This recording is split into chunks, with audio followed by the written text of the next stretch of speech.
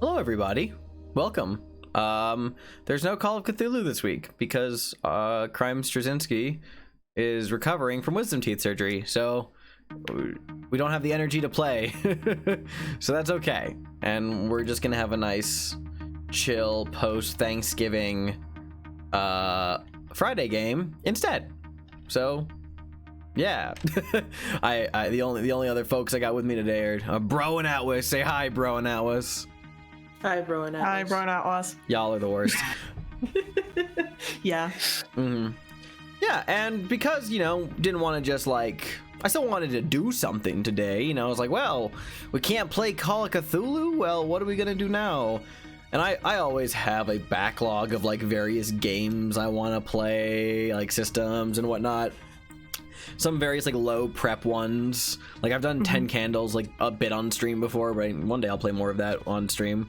And there are other games, but I was just like, I got this new game and this seems like an interesting game, so we're gonna play this game. This is a game called The Quiet Year. It was made by a guy named Joe McDaldno, I think is his name, and published by Buried, oh god, what were they called? Buried Without Ceremony. So very, very cool times. And I'm going to kind of explain how this works live, because that's kind of how this game is played if it's your first time playing The Quiet Year. All you got to know is that this is a map drawing game. And yeah, so just making sure that everyone's doing okay, making sure that our audio is all good so you can hear us. I got some tunes, curated a playlist.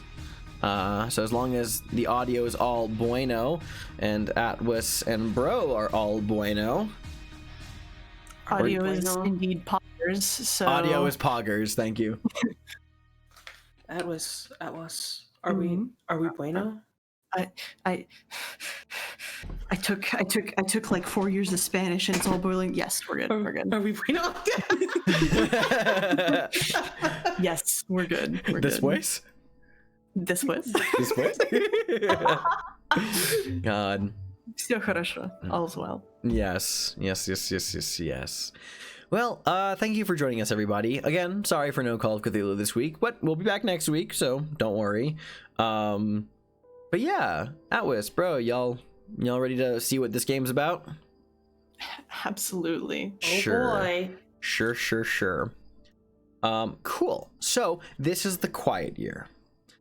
So here's the opening story. For a long time, we were at war with the jackals. Now, finally, we've driven them off, and we're left with this, a year of relative peace. One quiet year with which to build our community up and learn again how to work together. Come winter, the frost shepherds will arrive, and we might not survive the encounter. This is when the game will end. But we don't know about that yet. What we know is that right now, in this moment, there is an opportunity to build something. So let's start by familiarizing ourselves with our tools. This blank page we have up here, this is our map. Before playing, we'll establish some of the landscape. As we play, we'll update the map to reflect new discoveries, conflicts, and opportunities. Parts of the map will be literal cartography, and other parts will be symbolic. We'll try to avoid writing words on it, though common symbols are fine. Throughout the game, we'll all be responsible for drawing on this map. It's fine to draw poorly, or crudely, says me, the one guy who's not using a tablet, but we're all going to draw. In a physical space, we would play this with some dice added, but we're not going to be doing that because this is not a physical space. There are things called project dice. When our community starts a project, we use them to kind of represent how many weeks it will take to finish. Each week, it ticks down by 1. Once the die reaches 0, the project is complete. Just to represent that, we're just going to be writing numbers next to projects and just adjusting them as they go. Sound good? Yeah. Cool. There is a rule of something called contempt tokens. However, from what I have seen, they don't really offer a lot up in. I think it's safer to do without them. Generally, they represent tension and frustration in a community, but the mechanics are a little looser there, so we're just not going to use them. Because They don't really have a major mechanical benefit. And then for my players over here in the Roll20 that we have set up just for looking at cards and stuff, here's a reference card, little cheat sheet I just threw up in there. It just shows you the it reminds us of what to do each week of the Quiet Year and in what order. So we play this game with a deck of cards. We're using digital cards in this case. And as always, the 4 suits, hearts, diamonds, clubs, and spades, they correspond to the 4 seasons of the year. Spring is hearts, summer is diamonds, autumn is clubs, and winter is spades. When this card is drawn, when the King of Spades is drawn, the game will be over. It could come at any time during winter. So I'm going to give these cards a shuffle, a digital shuffle. Also, Digital Shuffle is the name of my ska band. It's the name of my electro pop band. Yeah, I like that. It's the name of my house album. Very good. Cool. So those are all shuffled now.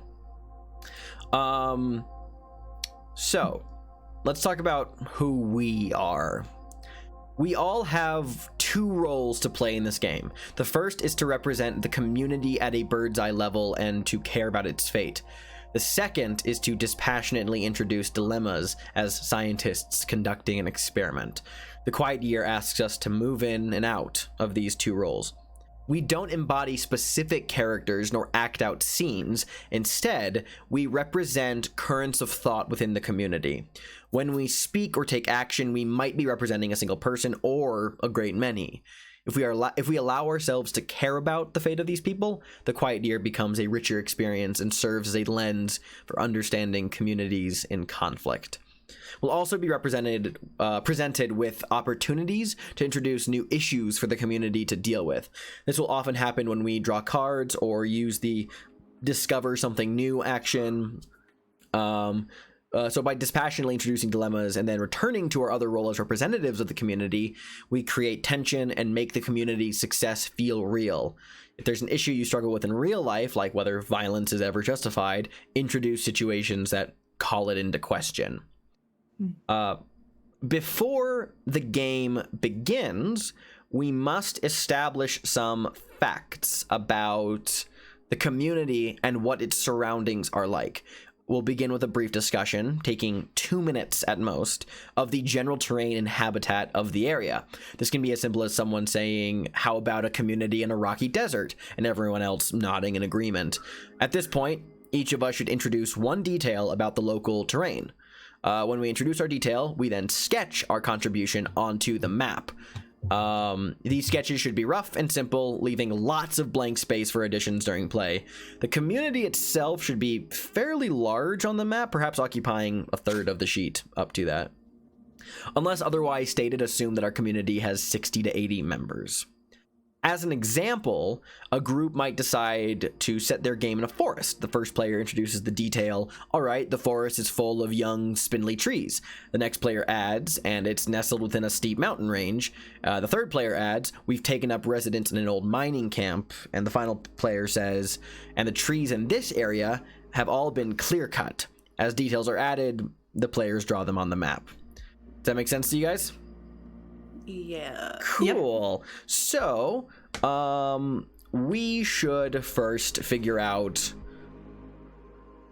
the general terrain of where we want this to be set. It can be any. You can come up with anything.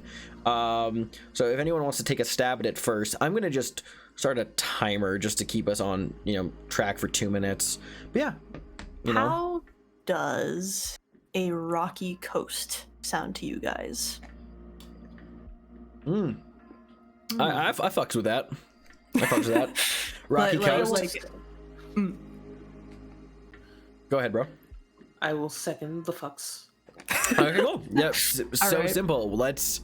Absolutely. Okay. So, yeah, we'll have a rocky coastline. Let me. So Atwis, because you came up with a rocky coastline, just draw us a rocky coastline that you can come up with if you so desire. Yeah, we'll have some cliffs, some little islands, you know. Yeah, just like the basic terrain and geometry. Save any of your, and then we'll all add a detail to this region ourselves. Bro, since you seconded the fucks, would you like to come up with a detail to our rocky coastline map that we can add? I'm blanking. No, it's fun. You know what? Take your time. How about I pitch something out? Yeah. I'm looking at this map, which, oh my god, so fancy. Atlas, look at you go. How is this fancy? No, Thank you. I like it. All right, so we got these nice cliffs, couple rocky islands on there. What if there is, like an old like abandoned rusty like shipping yard, like kind of along the southern edge here, where there's like a bunch of like, you know, like ruined, like here? Yeah, like down here, like it's like, you know, there's all these like ruined like boats that kind of just all are just piled like up like a dry dock area and stuff like that. Like it's like this receded shoreline dry dock area. So like I'll just draw some like crude shapes here to indicate this boat graveyard, and I'll draw some like little scrap things. Yeah, that's my contribution. Yeah. Beautiful. Beautiful. Yes, thank you. I don't have a tablet. I'm not fancy. Do you want me to use my mouse to make you feel better? No, it's fine. I'm drawing some shipping containers. Don't mind me. Oh my god, thank you for contributing. Thank you, that was. What if I'm not good at coming up? It can be anything. It can be anything. Any contribution here is welcome. You know, you can add any detail. Like it could be like a mountain. Oh yeah, go off. No. Say you're gonna say first. I was gonna say, like, you can do anything. It could be a mountain. It could be like a strange obelisk. It could be literally just go off. Like, take something and run with it. Doesn't have to make sense. We'll make it make sense later.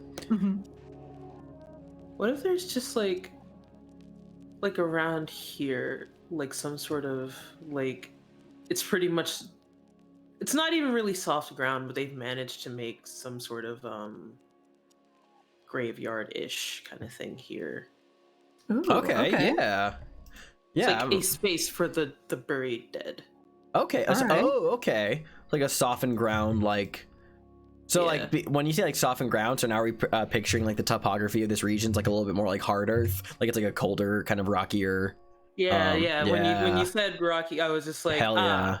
I'm imagining these dark black rocks, and you go a certain distance and you get to like soft ground around here. And remember to leave plenty of space just wherever you want to. Yeah, you just however crude and simple you want to draw your patch of soft earth where the graveyard is. Hell yeah. And Atwis, what detail do you want to add to the map? I want the center of our community is an old abandoned lighthouse. Fuck yeah, I was hoping someone would say lighthouse. Hell yeah. I'm gonna put it probably right around here, if that's good. Yeah, build it up, dude. Go ahead. And remember, keep it crude and simple. Don't have to spend too much time on it. Awesome. I love this. So yeah, we have like an old dry dock ship graveyard, a literal graveyard, and a lighthouse. I love that. That's kind of, and you said that's like the epicenter, like the forefront of the community itself is around this lighthouse. Yeah, it's like all built around the lighthouse. I fucks with that. Cool. All right. Well, let's continue talking, not stalking. Next, we're going to talk about starting resources. So we need to next declare an important resource for the community. Something which we might have in either abundance or scarcity. Some examples being like clean drinking water, a source of energy, protection from predators, adequate shelter, food. Choosing a resource makes it important if it wasn't already. If you pick gasoline, it becomes something that your community wants and needs. As a group, after we've each listed our resource, we choose one of those to be in abundance, we'll list that at the top of the map as the abundance, and whoever called it now draws an abundance of this resource on the map. This could just be like a symbol somewhere. The other resources get listed as scarcities, and the players who called them draw their absence or scarcity on the map somehow. Remember, symbols and symbolic representations are fine, but we are avoiding words. Okay. Either Atwis or Bro, do you want to go first and just come up with a resource? We don't know if it's in abundance or scarcity yet. Fish. Okay, obviously. We're on a coastline. That fucks with that. Okay. So we got fish. Wood. Fish and wood. Okay. I'll be more esoteric then. I'll be like, I'll let me think of like a stranger concept. Let's see. My resource, I'm gonna say, artillery. Okay. Ooh. All right. Yeah, that's what I'm gonna go with. All right. Draw little symbols. What do we want to be in abundance?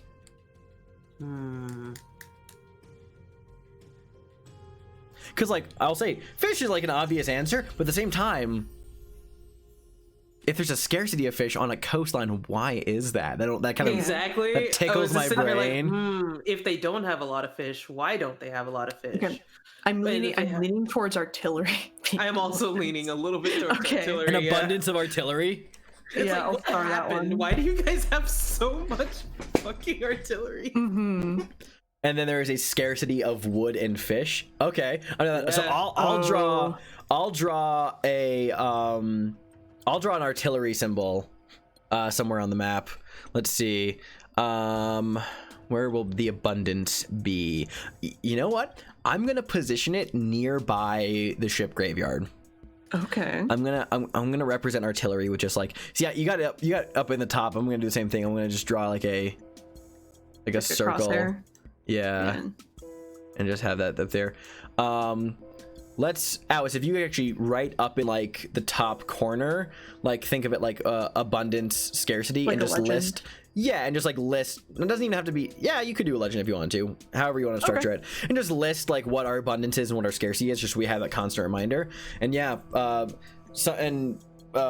whoever said fish, whoever said trees, like draw a symbol somewhere on the map that shows that scarcity, lack of somehow. However you want. Like if you just want to like draw like a fish skeleton in the ocean somewhere, be my guest. I keep using Control Z. No, wait, hold on. It does work. I'm using the wrong laptop. Not the wrong keyboard. I'm zooming in. Sorry if I accidentally draw on something. I'm just trying to move around. You're good. I don't know how to move around in this godforsaken. You hold down space and You hold use your down mouse. space? Yep. Oh, okay. Me having used Aggie.io for like a couple of years now still doesn't hold down know space that. and click and drag. Yeah. Oh. See, hold on. See, I was just drawing like on the cliff, like there's an abundance of artillery on the island, but I saw someone in the chat bring up that like sea mines in the water. Oh, now I'm like, which artillery do I want to use instead? I'm gonna leave it as artillery on land for now. We'll leave plenty of room for the ocean. And Alice, if you want to draw a scarcity of tree symbol wherever. I'm gonna draw it by the graveyard, by the soft earth. Uh-huh.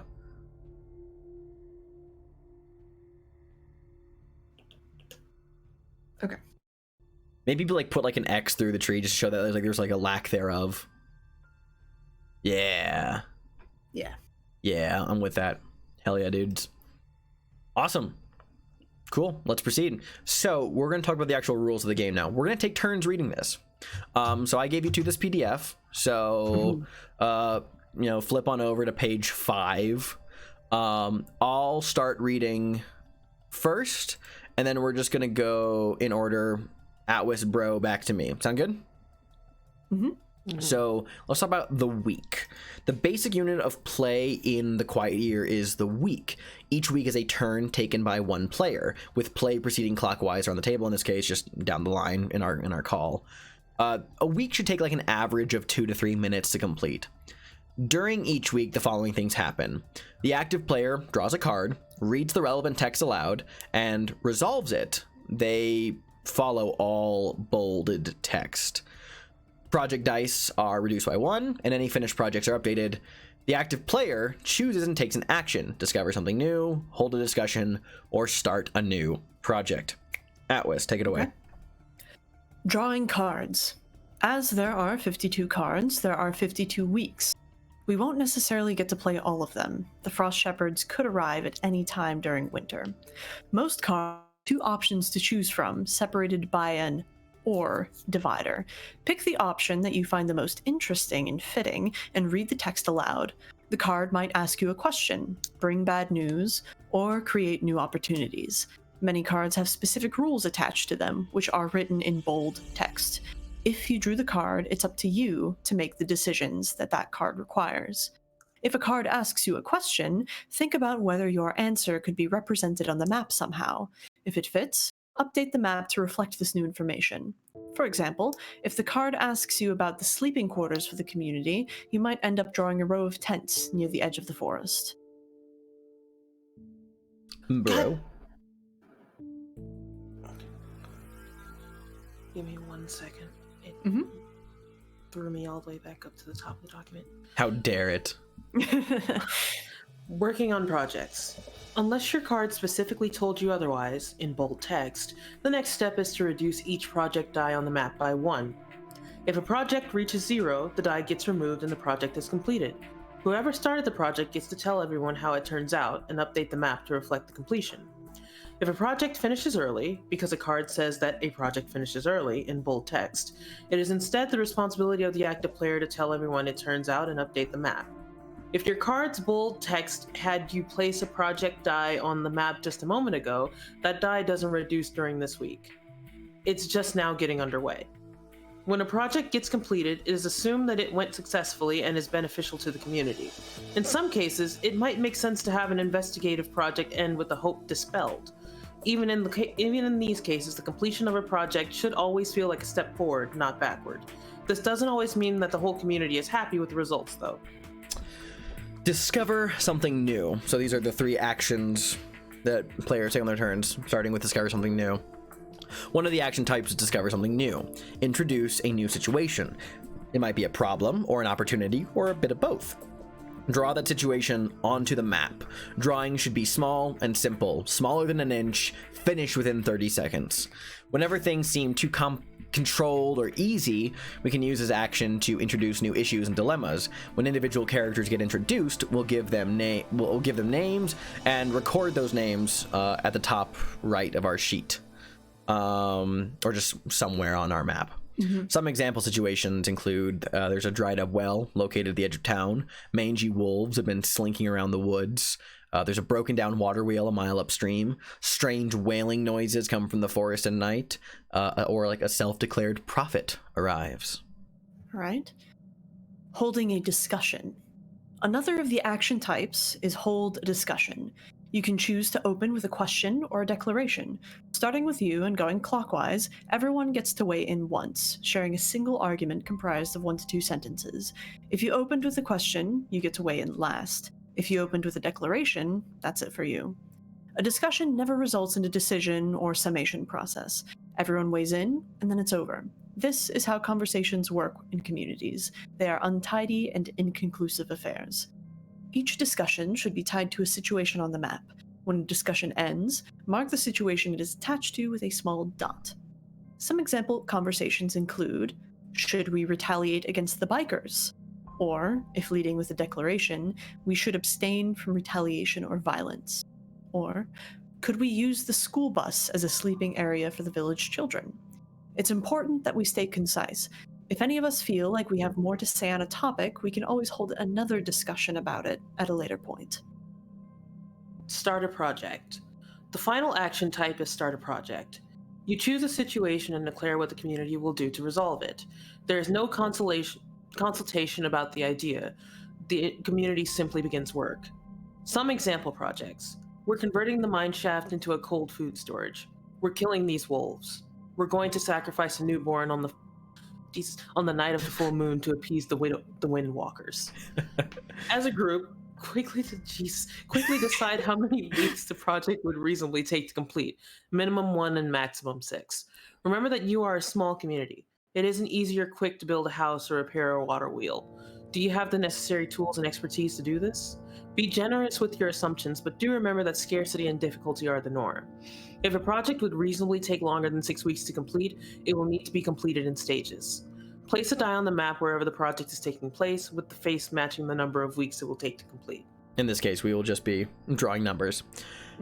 Updating resources. At the start of the game, we'll have 1 resource in abundance and at least that many in scarcity. These lists serve as guides for interpreting the health of the community. Throughout play, we'll update these lists to reflect changes in our circumstances whenever we feel that it is appropriate to do so. Maybe the completion of a project alleviates a scarcity or creates an abundance. Some weekly cards will alter these lists as well. Balancing the actions. Discover something new lets us introduce new situations and dilemmas into the game. Hold a discussion lets us all talk about the state of the map and the community. Start a project lets us solve our problems and grow. By respecting this division of purpose, we make sure each week involves making important decisions. It's important that we respect the purpose and balance of the 3 types of action. We shouldn't use discover something new to skirt our problems by conveniently encountering the very supplies we lacked. We shouldn't hold a discussion about situations we haven't even mentioned or introduced yet. And we're going to skip over the contempt section, since we will not be using the contempt rules. Cool. Restraint. In playing the Quiet Year, we must refrain from freewheeling discussion about what to do next. There are specific mechanics in game for discussing community issues and demonstrating our displeasure. When we play, we won't speak out of turn or attempt to circumnavigate these mechanics. These rules work to demonstrate how difficult it is to engage the entire community in conversation, and how tensions and disagreements tend to linger across weeks or even months. We'll also be careful to avoid character narratives. In the Quiet Year, characters will likely emerge who we identify with. They'll have names. They'll be tied into interesting situations on the map. The game will falter, however, if we try to use the mechanics to tell a story about any one of these individuals. As much as possible, we should keep the focus of the game on the community's wants and needs, and the ways that decisions get made about them. We should use named characters to support the larger bird's eye view, and not the other way around. And lastly, pacing. At the beginning of the game, we'll only have a basic sketch of the landscape. From this humble place, a rich tapestry will emerge. How, and at what pace? The cards of Spring will ask us a lot of questions, which will establish more about the landscape and the inner workings of our community. We should use Spring to become familiar with these mechanics and structure of the game. There won't necessarily be a lot of tension or conflict during spring, and this is fine. In summer, larger threats and greater progress will both emerge. We'll begin to define our community through our actions, and some seeds of discontent will likely be sown. In autumn, danger and failure become more visible and serious. This will be the most trying season. In winter, the community will continue its work and preparations, and as players, we will contend with the dramatic irony of knowing that the Frost Shepherds could arrive at any moment. If ever the map feels lacking or the community seems to have domesticated the world around it, we can introduce new dilemmas. What happens when a child murders his brother? What happens when someone screws up and it costs us a food supply? All right, we're ready to start playing. So, and I'm going to direct Atlas and Bro your attention over to our Roll20 page for a minute. I put the cards off on the right side there of our Roll20. They should be, you can hover over and see what season. We're starting in spring. You're going to just drag these cards onto the board when you play them, just so you can look at them. When you're done with it, don't delete the card. Just move it over into like a random corner. If you delete the card, it will throw back into the deck. We are spending these as we go. Yeah. Okay. So, yeah, do not delete them once you have played them. Just move them off. Great. Just in the spirit of keeping things in the order, just because I just read the last set of rules, Alice, if you'd like to take the first turn of the game, just in the spirit of going in order, sure, you may absolutely. Spring card. And yeah, so you drew the card. You may look at and pick between the two options, whichever you find most interesting and you want to use. All right. Six of Hearts, Spring. I'm going to choose. Are there children in the community? If there are, what is their role in the community? And remember, this is all on you. Okay.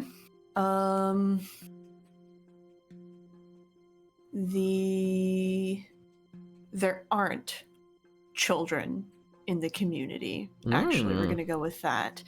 And as such, they wouldn't have a role. But if if I can go ahead and say this, if new children were to be introduced into the community, their role would be to carry the community's hopes on their backs. Interesting. Very cool.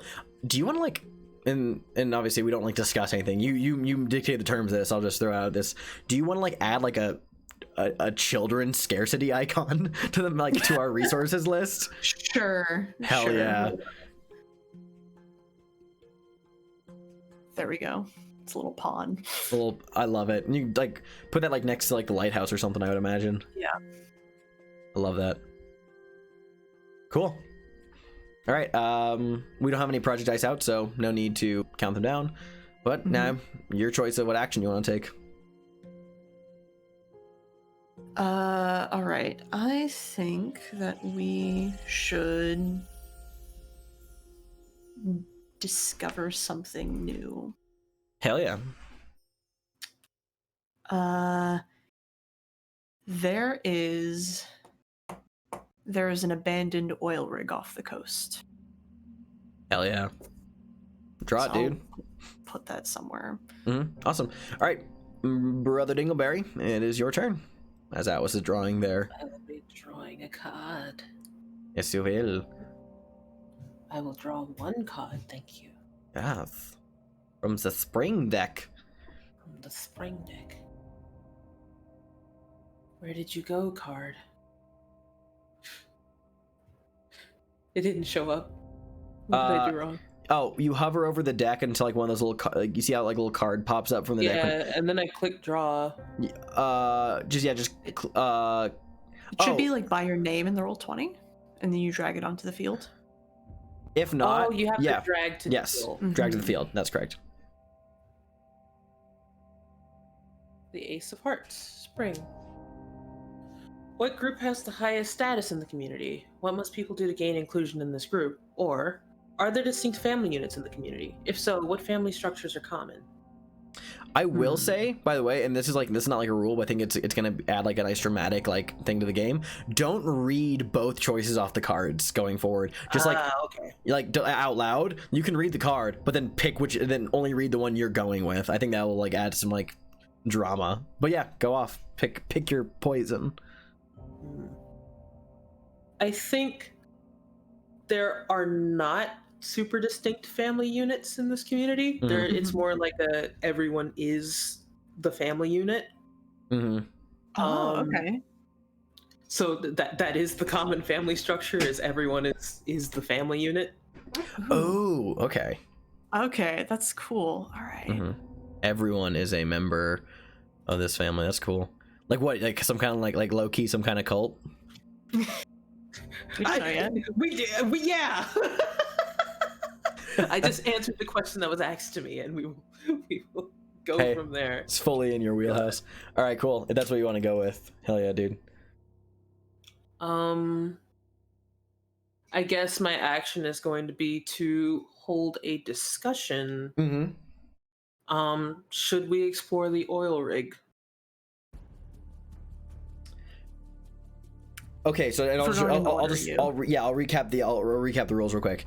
So you posited that as a question. So what's going to happen is we'll go in order. So I'll respond 1 to 2 sentences. At which you respond 1 to 2 sentences, and then bro, you will get to go last. Yeah, you have the last say since you asked the question. Exactly. Yeah.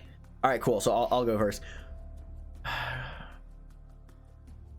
I don't think we should, since we don't have reliable boats currently. We do have a lot of wreckage, though. Okay. I'm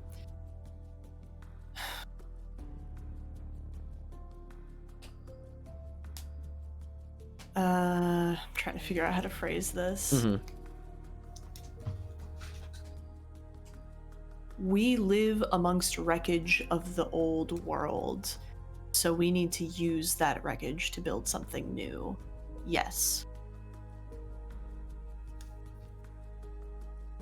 I'm trying to think of how to word this. Mm-hmm.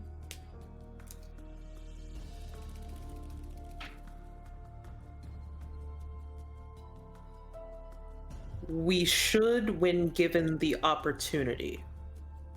Okay. Discussion complete. That's where it Okay. is. All right, it's my turn. I'll draw my card.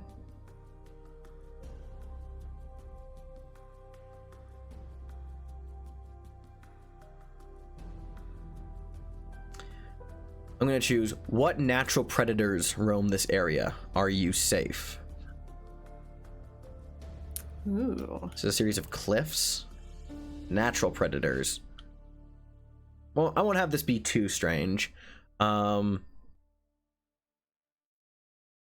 will say the fields between the lighthouse. Like, they're all over the area, but the fields between the lighthouse and the the open graveyard. Actually, I'll just have it be in like the three-way section. There are wolves. That's a wolf. It's beautiful. It's a beautiful wolf. Perfect. That's a wolf. I love it. I love it. What a good boy. There's some shagginess to it. Okay, cool. That's going to, yeah, so there's wolves, and the wolves, I'm gonna say they're starved wolves, and because we do know that we do have a scarcity of food in this area. Mhm. We're not safe. They're starting to press deeper and deeper into the camp space. For my action, I'm going to start a project. I'm going to say that we are going to begin repurposing scrap from the boatyard to build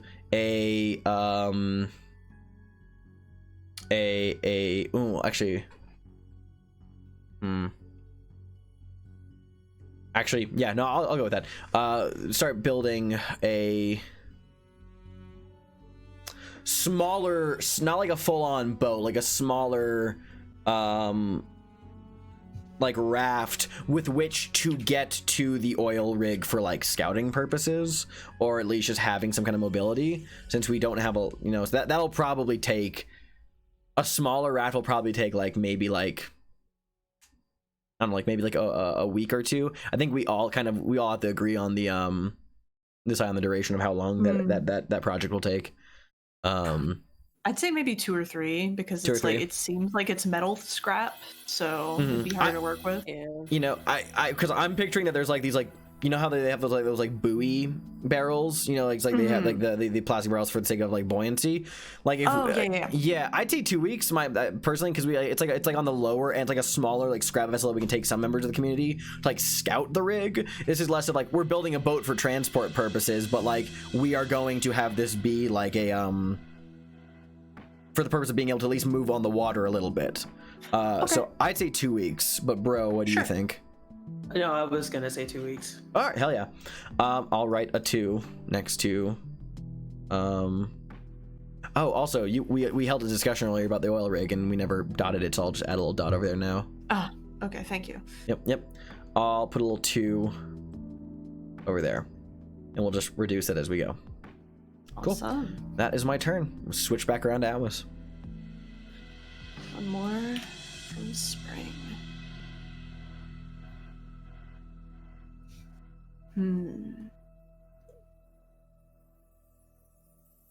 What is the most beautiful thing in this area?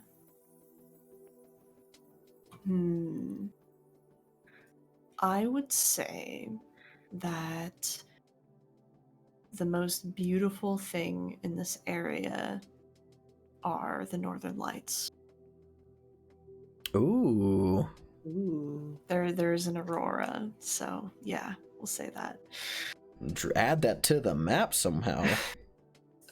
Sure. I'll do it up here in the in the ocean. Sure.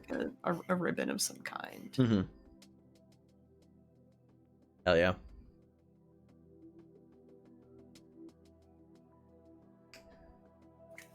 Aurora Borealis at this time.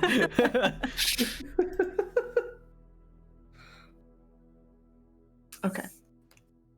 And I believe as my action, we are going to... We're going to start a project. And what we're going to do is we are going to... Also, there's a plentiful amount of scrap, so we are going to start building a wall around our community as defense from the wolves and any other outside dangers. Mm-hmm. And I think that would probably take maybe 2 to 3 weeks to build something rudimentary. I would honestly say 3, honestly, just because if we want to have at least enough space for community. Yeah, like building a wall. Yeah, probably 3. Okay. So I will sketch in a little wall thing real quick. And I was actually just about to say, like, oh, we probably have an abundance of scrap too. I'm like, actually, between building the boats and like building the wall, probably it's like keeping our like our scrap thing, not like an abundance on scarcity, just kind of like an even keel. So like I like that. Cool. Yeah. So And then mark that with a 3. Hell yeah. Cool. All right, brother Dingleberry, it's your go. Let's go. Whoop. Let me drag, please.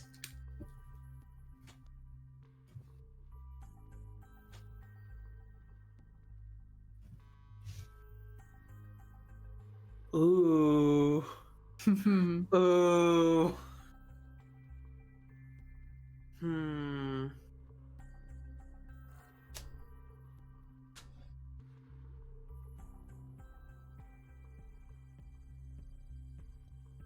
I have ideas for both of these.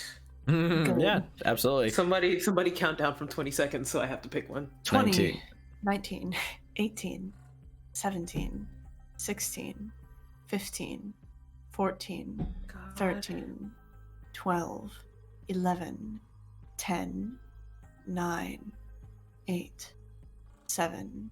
All right. So I'm gonna go with, because the other one took me too long to think of details. I'm gonna go with there's another community somewhere on the map. Where are they? What sets them apart from you? I just had a fucked up thought. Oh boy, That what is wasn't it? the initial thought I initially But what had. is it? Okay, so like, how realistic do we have to be in this setting?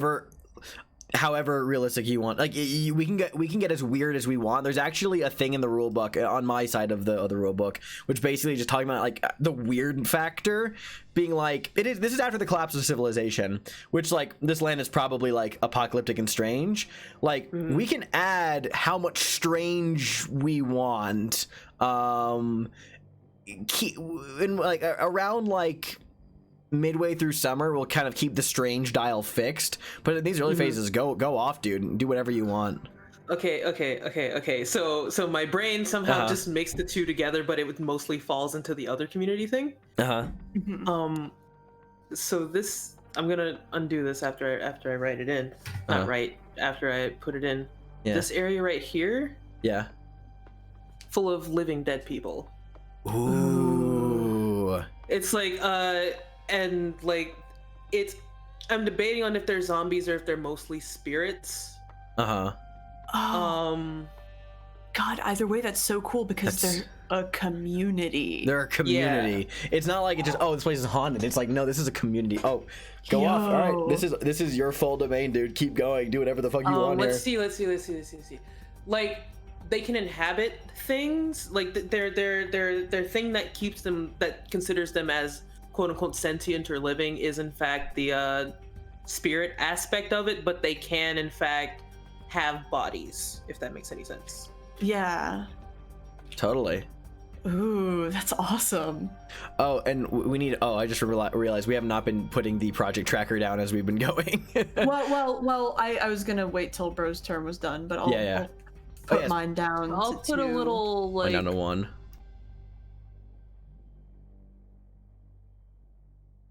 Yeah.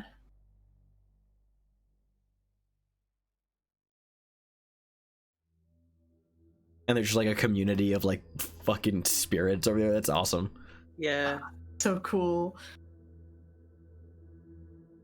And then your action. My action. Well, actually, after Bro goes, it would be because it would have been on your turn, Atwis. My project, I would have gone down my 1, and on Bro's turn. So now, on Bro's turn, the boat project is complete because it's been 2 weeks. So now we have a raft. So let me. We have a raft. Which I'll add that to the map right now. But yeah, while you're waiting for while you want to do your action, I'll say that we completed the raft, and it's like, this be like this little. It's beautiful. Little buoyant scrap raft. I love it.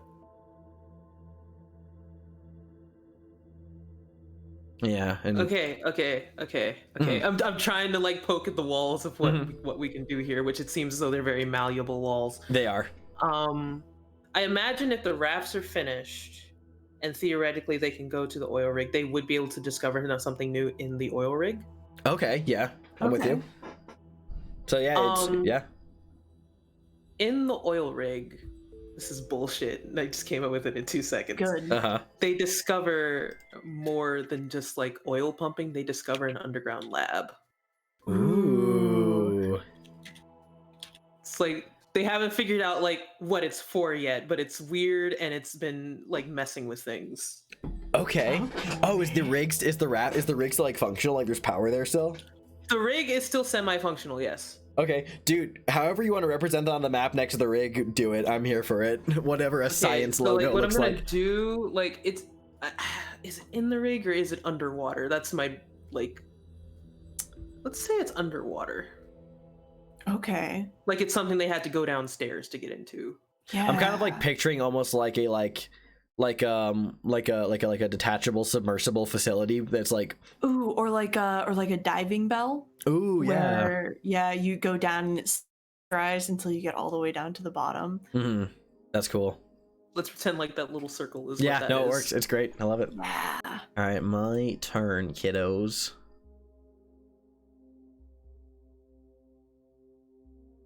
So I'll bring mine down. All right. To 1. I got the 5 of hearts. Ooh. You just added something very cool to the region, bro. So I'm going to actually pick alarming weather patterns destroy something. How and what? I'm going to. Oh man, how intense do I want to be with this?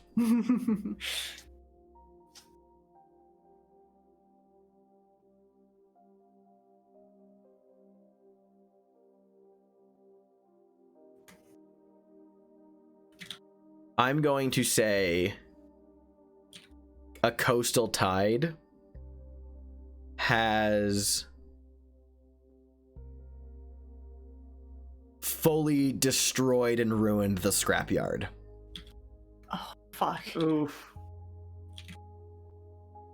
Which won't affect your project, Atwis, since we didn't get a card that says it affects your project. Like, we'll probably have enough to like finish your project. Yeah. But like the scrapyard gets like washed away and everything's ruined. Also, you want to erase your contributions on that. I guess now we will. I'll put this little like square over here, like a little scrappy square. that is like shows the scarcity of scrap. I'll add like some like rust on it, and we'll add that to our scarcity.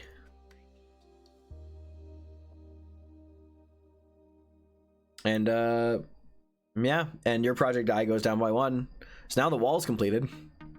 No, I brought it down by 1 at the beginning of your turn, so it's still 1 more week. Oh, okay, cool. Your action though.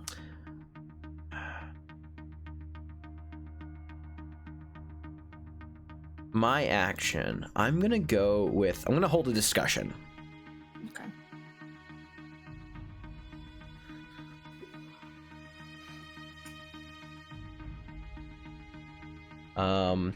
Let me just think for a second. Mm-hmm.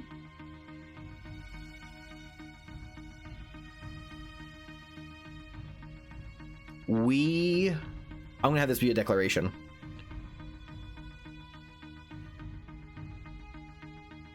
We should detach the submersible facility from the oil rig and see if we can bring it to shore. Okay.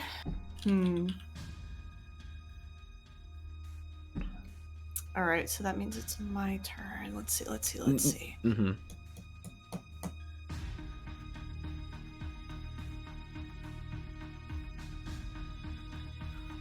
How do we know that that's not what killed the world?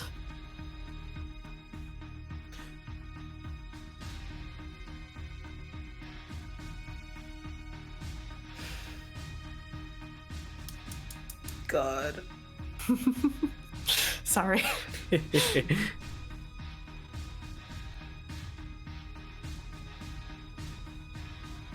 It should be studied the safest way possible. That's the discussion. That's my turn. All right. Okay. Alice, it is your turn. Draw and card. Let's see.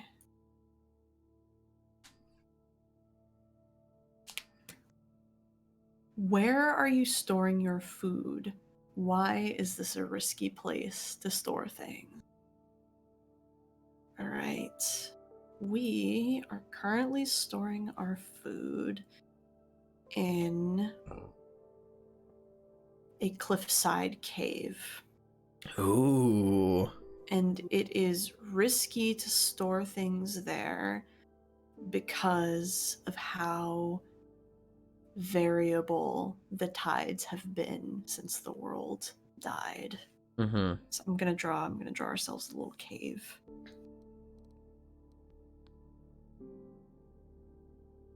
There's our cave. I love it. And as for our action, we are going to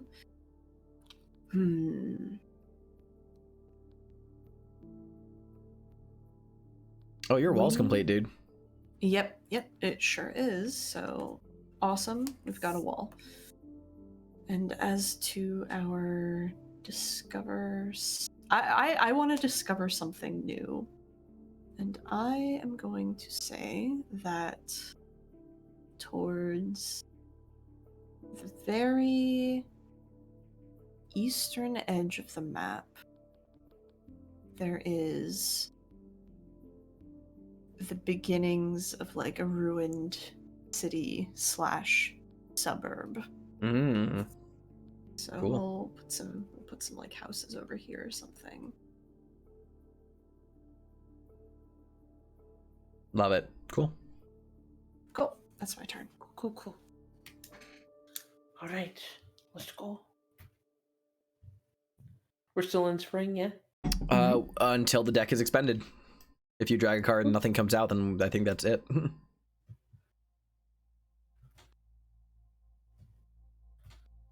right. So, there's a giant man-made structure on the map. Where is it? And why is it abandoned?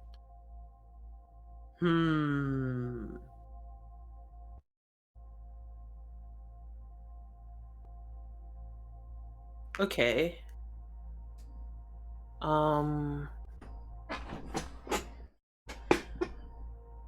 Okay, so there is. I'm gonna put something here because we don't have anything there yet. So I'm just gonna, if it'll.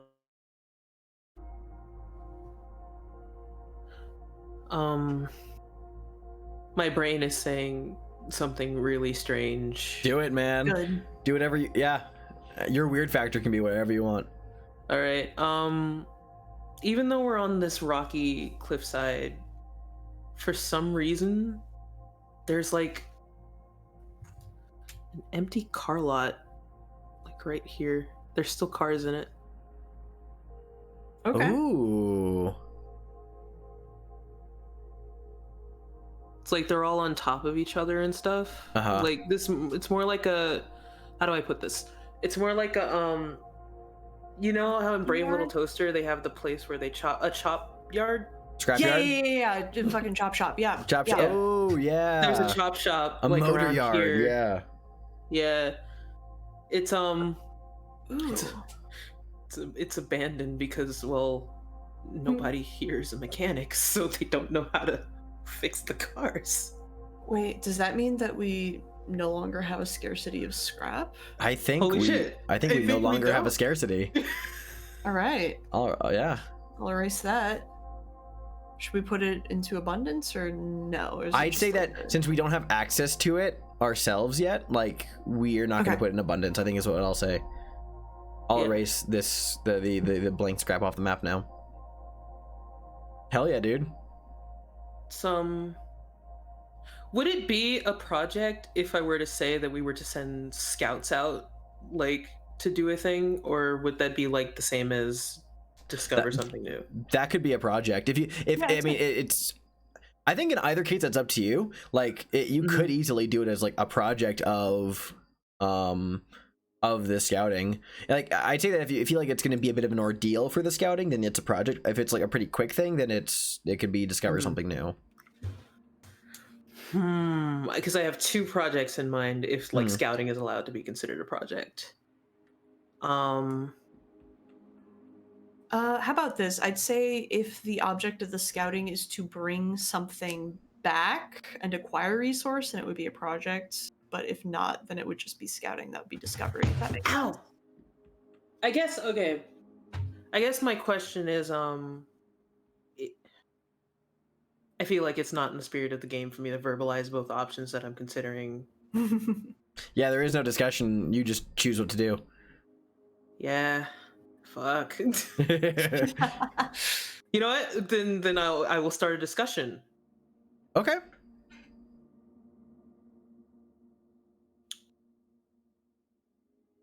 And I will make it just two options. Should we try to create allies with the City of the Dead?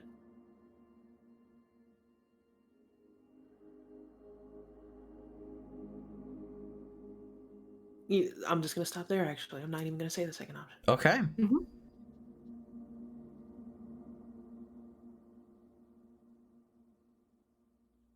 The rest of the world is dead. Why would we want to ally with the dead?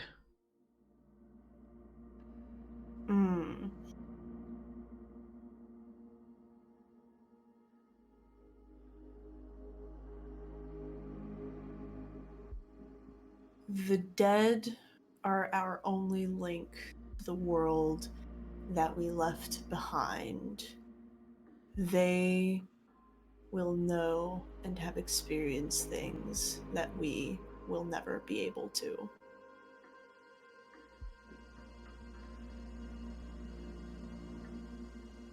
It doesn't hurt to have allies. All right. My turn to draw a card.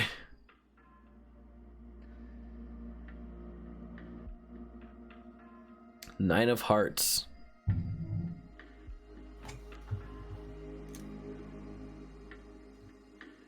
Oh, I'm picking a charismatic young girl convinces many to help her with an elaborate scheme. What is it? Who joins her endeavors? Start a project to reflect. Bear with me on this one. Okay. Because I'm gonna go a little off the reservation here. Okay. This is after a night of a particularly bright aurora. Mm-hmm. When a young girl, like an actual child, walks into camp from the north, following the bright aurora. And very charismatic.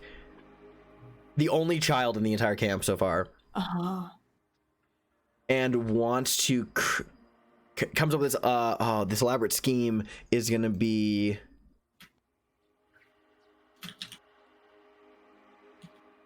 to send the wolves to the dead, whereupon we will push into the ruined suburbs. So the project is going to be, and I'm going to have this be like a lengthier project. I'm going to call this about like 4 weeks, I think. Okay. This is actually going to be a multi-phase project.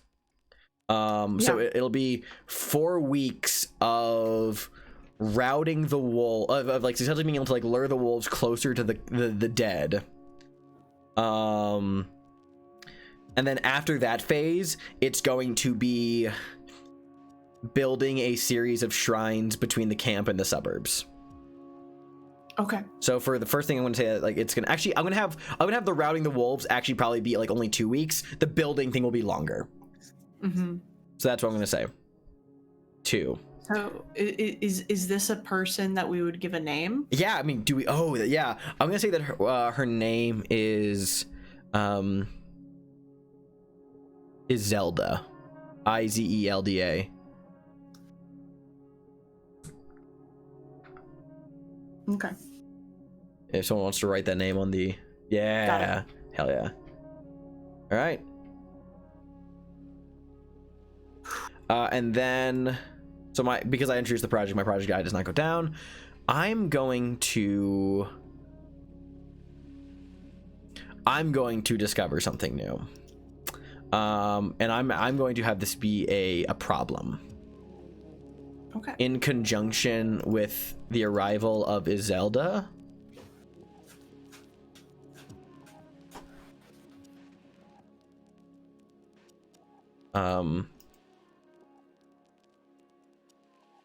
A rapid rust has begun to spread along the support beam foundations of the oil rig. It's becoming unstable.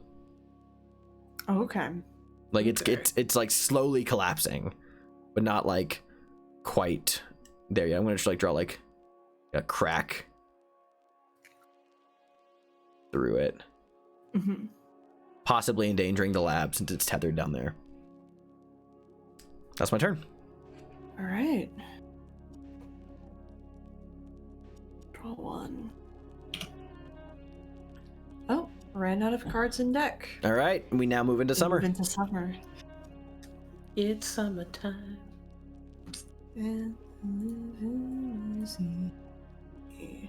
All right. Ooh. Okay. An unattended situation becomes problematic and scary. What is it, and how does it go awry? The rust that has been intruding and encroaching on the supports of the oil rig has begun to further destabilize the rig and the platform itself to dangerous degrees. It goes awry where when the community tries to bring the lab to shore, part of the platform collapses and destroys part of the lab. Not the entire thing, just part of it. Just part of it. Mm-hmm. I'll erase my crack so you can edit this however you want. Excellent. So I'll make it tilt down into the water here. Oh yeah. I'll move the rig since they attempted to move it to shore, I'll move it a little bit and add a little. Yeah. So I would say that our project is we're going to try and do our best to recover what we can from the remains of the lab before the sea claims it entirely. I'm not sure how long that would take. It probably wouldn't take super long, maybe 1 to 2 weeks. Yeah, given that we only have like the one like raft that we've been using, I'd probably put it around like 2. Okay. Just because. Go ahead, bro. I'd actually argue for 1 since Okay. it seems like a pressing like thing, and they'd be like on top of it. Oh, okay. Yeah, actually, you know what? I accept that. Yeah, I'm Okay. fine with that. Yeah, 1 week. I'll put it on 1 then. Yeah. Cool. Cool, cool, cool. And that's my turn. Cool. All right, time to pull from the summer deck. Oh.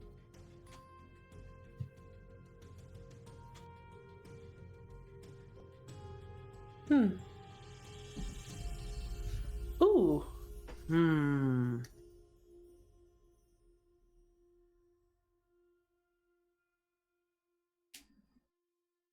All right. The weather is nice and people can feel the potential all around them. Start a new project. Let's see. I want to have people trying to find a way to get to the chop shop so they can just we have no resources. So I'm thinking about what these people would be thinking is important, if that makes any sense. Yeah. Yeah. So I'm gonna mark that with a this seems like a decent distance, and I don't know, they're trying to navigate it, so I'm just gonna indicate it with if my select tool will be nice to me. Thank you. I'm gonna indicate it with some dots. And that's probably gonna take about 3 weeks, honestly. I'm fine with that. 3 weeks sounds reasonable. Yeah. Since the project counter goes down by 1 on my end, the wolf rerouting project is completed, which all of the wolves are sent over into the surrounding dead community. I'm redrawing my wolf logo. Yes. Oh, he's a pointy boy now. I guess that would also mean that the lab was also recovered, since that was a 1. Yeah, I can move it. I'll move the physical thing like next to the here. But now they have like all the stuff out of it and easy access, etc., etc. Yeah. Yeah, it's like in half of its. Yeah, hell yeah. Cool. All right. I have to do my actual action. I guess I'm gonna start a second project. Yeah. Second project.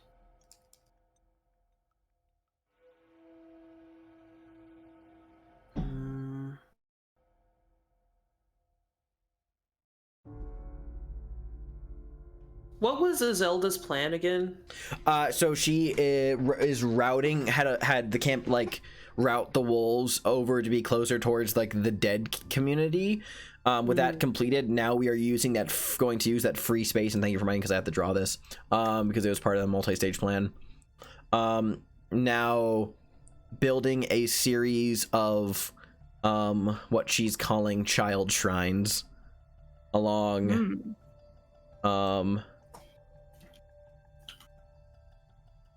along the way to the community. I'm gonna shoot like 3 of these.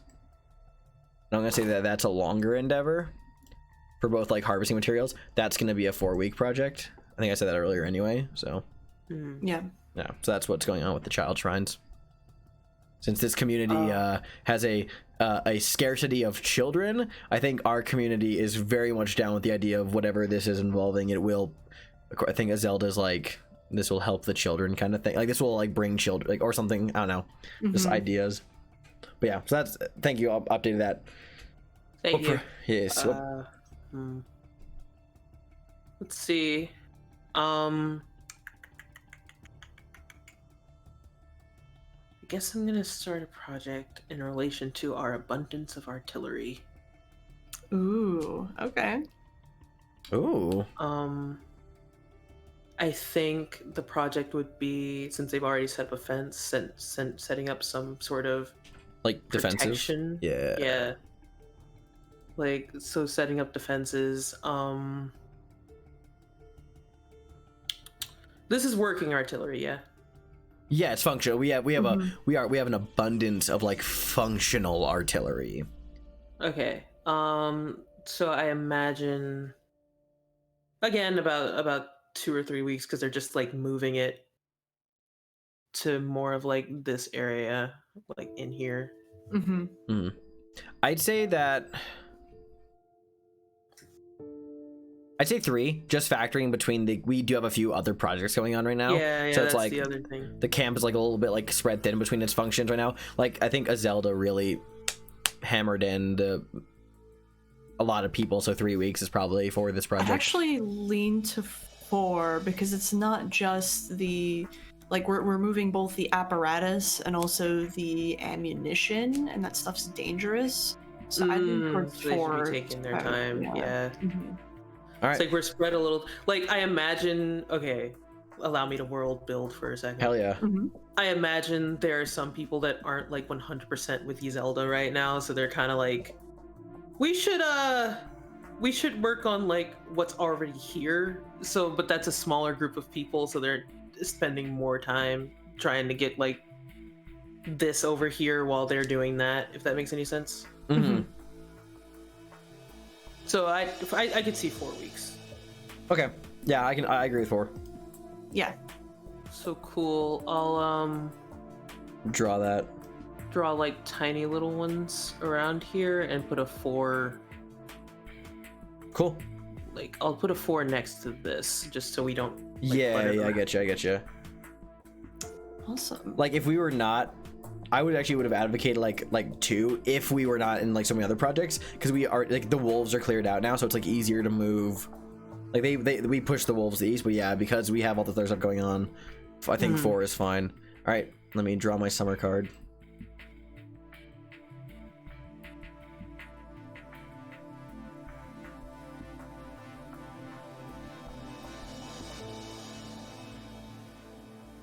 Ooh.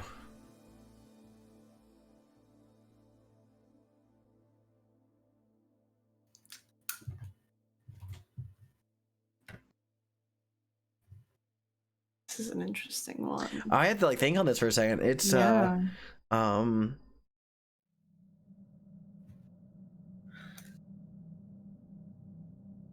honestly, I'm leaning towards something that I'm going to actually build off of. Here's what I'm going to go with. A contingent within the community demand to be heard. Who are they? What are they asking for?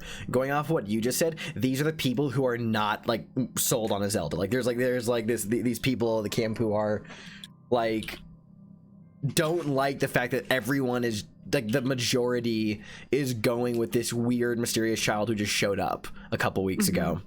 They are largely composed of former mothers, like women who lost their children in the collapse, and a couple of like older men as well.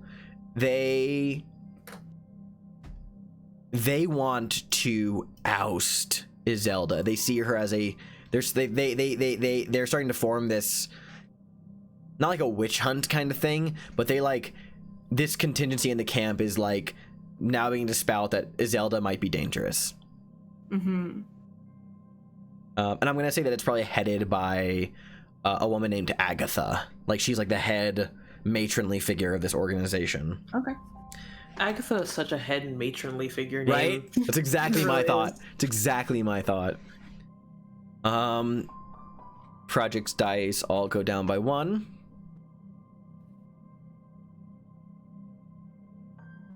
Oh wait, let me do that. Mm-hmm. Yep, everyone.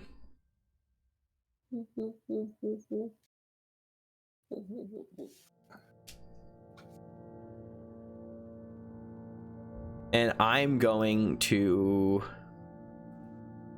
hold a discussion. Okay.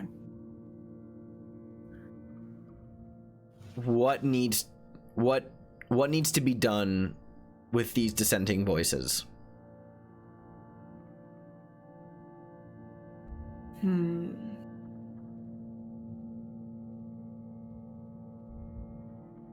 right.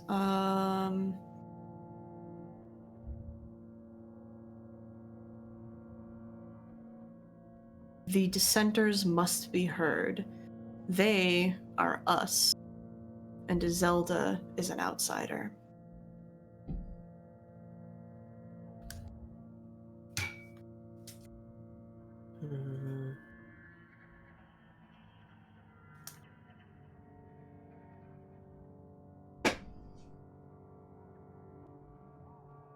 They should not be silenced.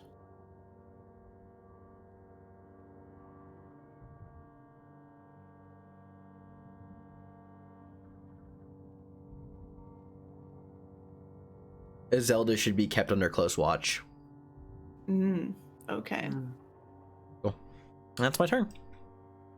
Neat.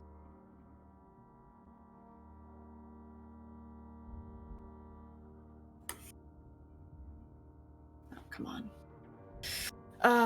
Yes, this is what I get for trying to use a stylus instead of a mouse. Did you Good job, me. There you are. There I am. Ooh. All right.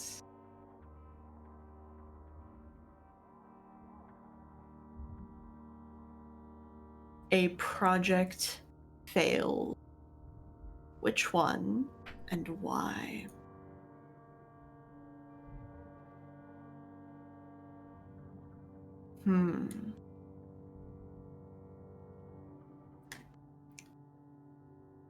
I think the child shrine building project fails.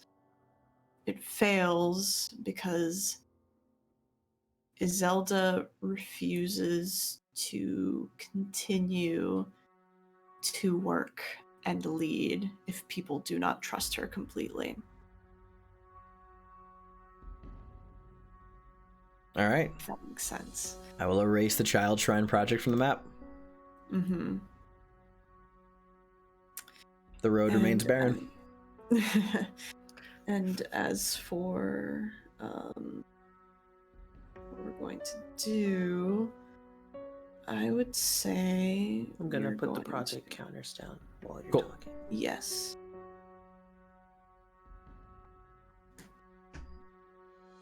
We are going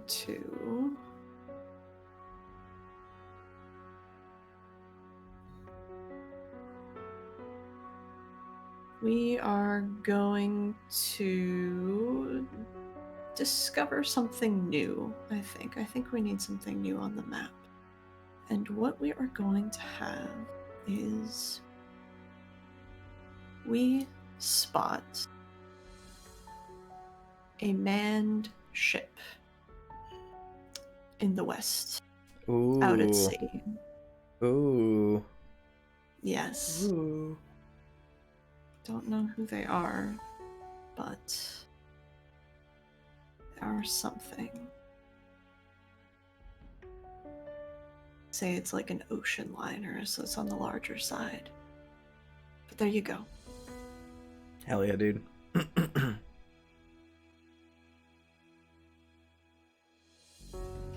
All right.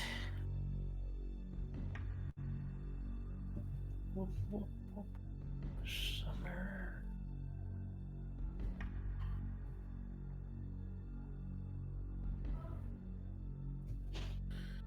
Ooh, I'm making a choice here. Yeah. Mm-hmm. I'm looking at this card and I'm like, oh, fuck. Oh, fuck.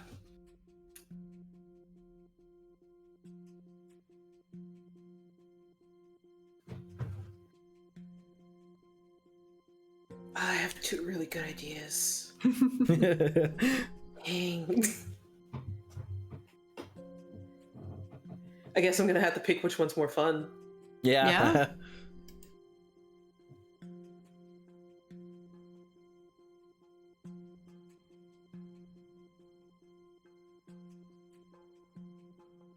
Okay.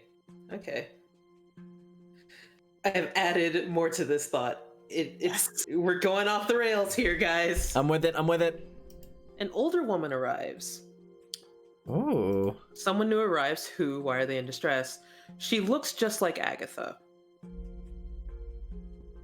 And she's in distress because she's asking, where's the child? Ooh. Ah. Okay. Does she have a name? Her name is also Agatha. Go fuck. Ooh. Okay. Agatha 2 Electric Boogaloo. God. Let's see. Discover something new, hold a discussion, start a project. You lowered the I don't want to start a project. You lowered the dice values, by the way? I did not yet. Alright, cool. So the path to the scrapyard's finished. Path to the scrapyard is finished. Yay. And this goes down to 1.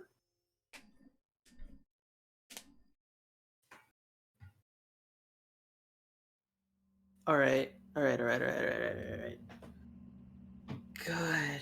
Okay. I don't want to start a new project.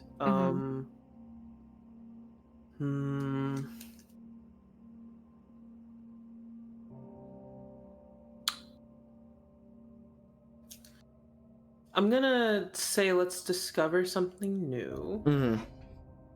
It's around here, if I can use my pencil correctly. It's around here. And just to recap, just in general, remember, discoveries can also just be like problems that come up as well, not just locations.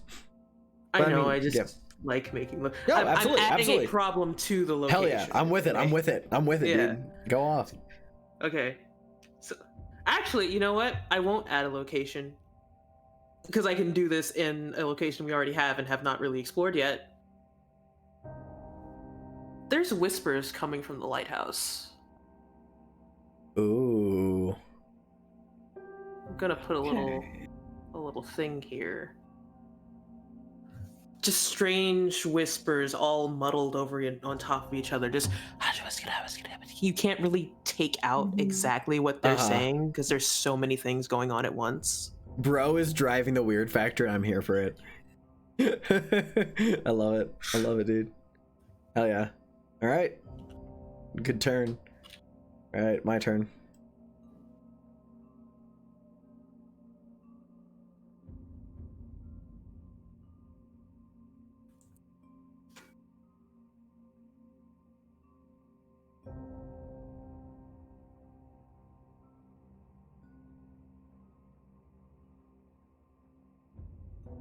Ooh. Interesting. I had to think on this one for a second.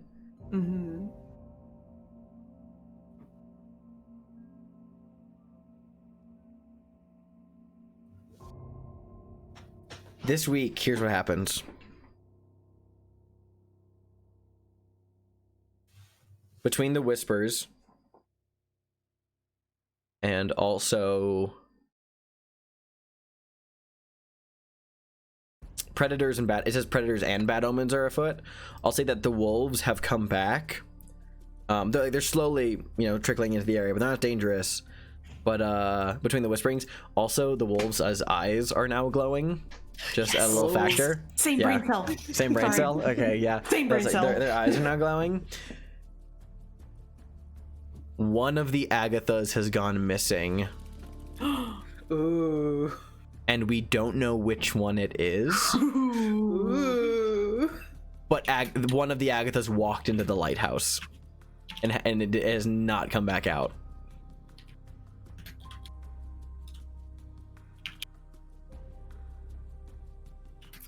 All right. However, the good news is the artillery is finished. Yay! It's on the wrong side of the fence. Oh, sorry. God, I'm gonna draw. Here's what I'm gonna do. I'm gonna do this little door icon, right, like a little side door icon right here on the edge of the lighthouse. I'm gonna have this like beckoning, like mysterious, ominous thing coming out of it. Just that one of the Agathas walked in, and we weren't sure which. Okay. And then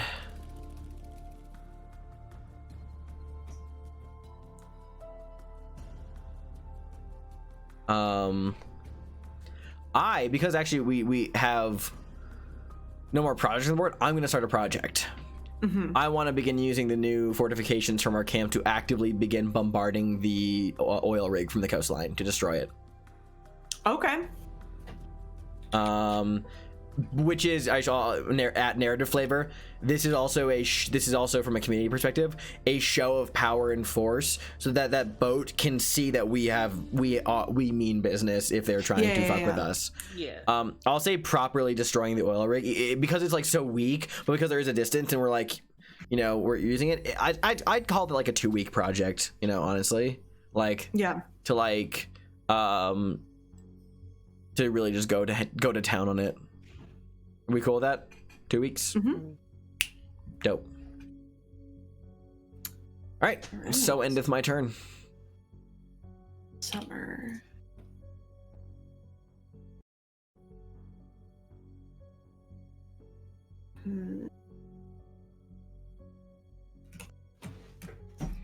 Also interesting.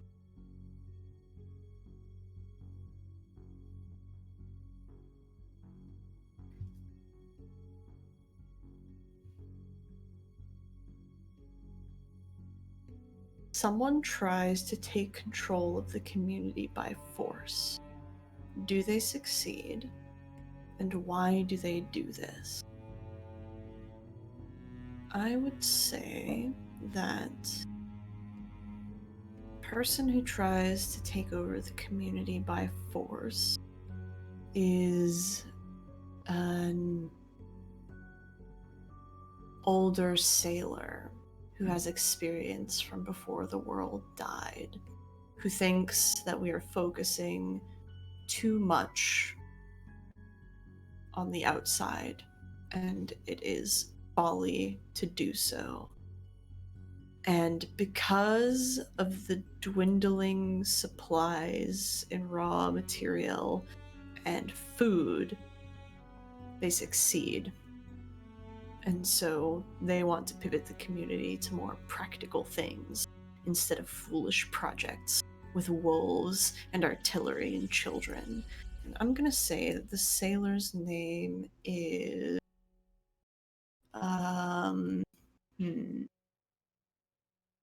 let's see. I'm trying to think of a decent sailorish sounding name. Anyone jump in for suggestions? Ahab. I was thinking that, but then my brain was like, no. But Ishmael. You know what? Call me Ishmael. Call me Ishmael. Same brain cell. So yes, he succeeds. And as for the rest, what is going to happen is we are going to have a discovery, but it's not going to be something. It's not going to be a physical thing. It's going to have to do with the prowling, glowing-eyed wolves. One night, as the aurora blazes overhead in vivid colors, a pack of wolves approaches the fence, and one steps forward, and it opens its mouth, and instead of growls comes a human voice, and it says, "We, the dead, demand access to the lighthouse." Ooh.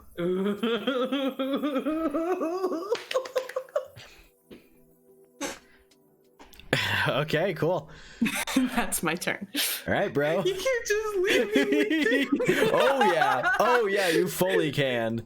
You We're fully getting can. there. You We're wanna getting you there. wanna draw a wolf along the edge of the fence being creepy? Sure. Like a nice quick little drawing. Way to bring back the dead. Oh, I knew what I possessed was things for doing. bodies I knew thing. what I was doing. I was like, I'm gonna make their eyes glow. I know exactly where this is gonna go from here. Mhm. I was like, I'm just hoping that someone takes it and runs with it. So thank you, Alice. You're welcome. God. All right, let me pull my card. Every time I draw a wolf, I kind of slowly realize, like, oh, how to draw it better. Like, Oh. oh shit.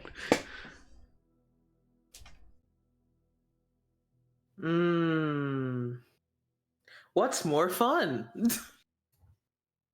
Ooh. God. Oh, I trust me it. look I did at not that. reduce my project die on your turn now. So I'm gonna do it right now. Yep. Actually, looking at the board, the first one looks more fun. So. God. Oh no.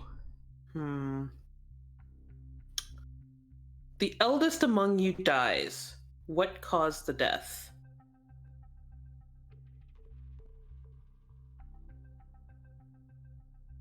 Is it fair to say that what caused the death at this exact point?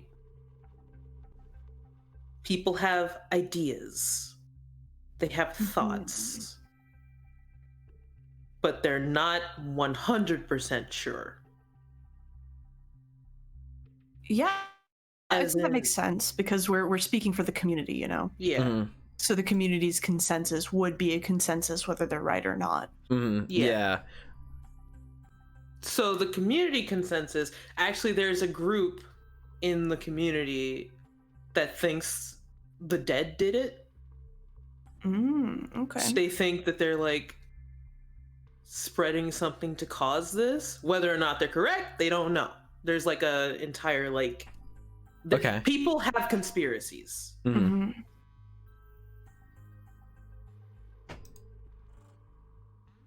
Is that a fair thing to do within the confines of this game? This is on. There is no discussion when it comes to these things. It's the person who draws the card decides. So I mean, up to you, dude. Okay. No. I'm asking like if I don't directly answer the question, is that a problem? Probably not. I mean, you are answering the question in a way. So Okay. Yeah, it makes sense. It's saying that people think that this happened. I mean, yeah, that's the community speaking. yeah. I fucked with that. Oh yeah. So by the way, the bombardment of the oil rig project would now be complete. I will erase Hey. said oil rig. I'll leave like a little mast over here to show Yeah. that it existed once upon a time. But yeah. What action do you want to take, bro? Oh, that was the last summer card, by the way. So we're moving into autumn. Heck. Okay. God, I feel like at this point the people would be like holding. But there's so much shit going on. They would hold a discussion. I'm just wondering what the discussion would be held about.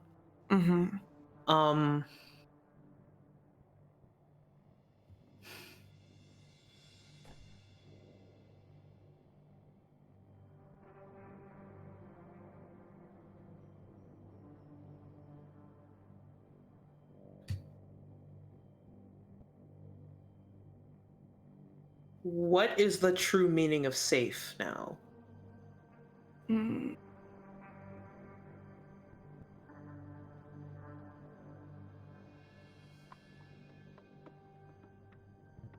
Well supplied and practical. We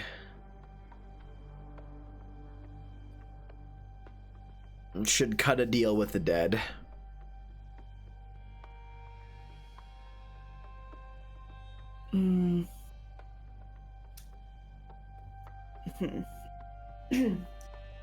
The only true measure of our safety is our survival. If we do not take the steps necessary to survive, then we never were truly safe to begin with.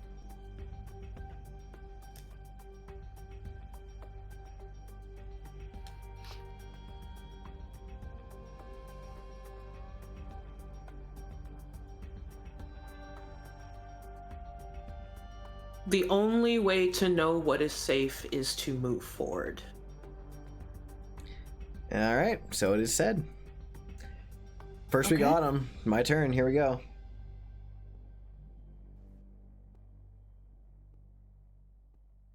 Ooh. Ooh, yep. Okay, I know what I'm doing. I know I'm not. The parish arrives. Who are they? Why have they chosen your community, and for what? These are the motherfuckers on the boat. The boat lands along the cliff sides. Okay, I'll move The it. parish is. I'm gonna go for like how do I describe this? Like diesel punk Amish is kind of the vibe I'm going for here. Nice. These are literally like salt of the earth people, but with like industrial machinery. They're like a industrial like farming religion group. Mm-hmm. Called the parish, and they have children with there's actually they have chosen our community to bring children to Oh. because by the light of the aurora, our camp was gifted the prophet. Ooh, okay. So the parish has brought their children because of the prophet Izelda. I'm very proud of the word diesel, the phrase diesel punk Amish. Mhm. Like, I don't know why.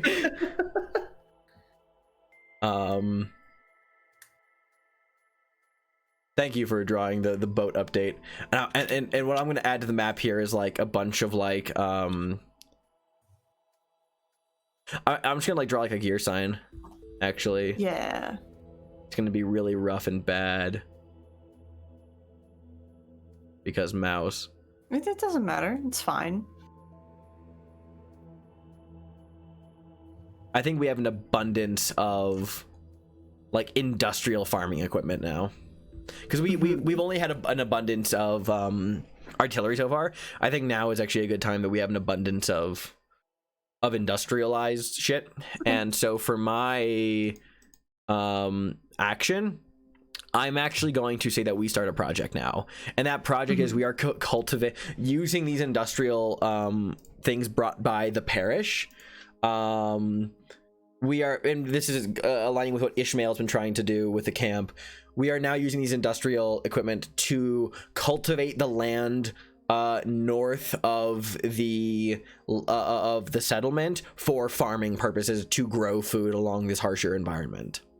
Okay. This is because of the work involved here, but the parish help. I'd peg this as a so I think like here's what I think. I'm gonna say that with the arrival of we have an influx of new people, and Ishmael's like wants to like drive more practical projects. I wanted to do this in like 2 phases, preferably before autumn is over, so we actually have food for the winter. Yeah. 2 weeks to cultivate the cliff sides. Phase 2 is a 3-week grow program, which we will grow some rudimentary things over the course of 3 weeks. So a 5-week total project. Yeah. Yeah, that sounds good to me. Makes sense. Yeah. Cool. So I'll put this here for now. Cool. Yeah. All right. All right. Autumn.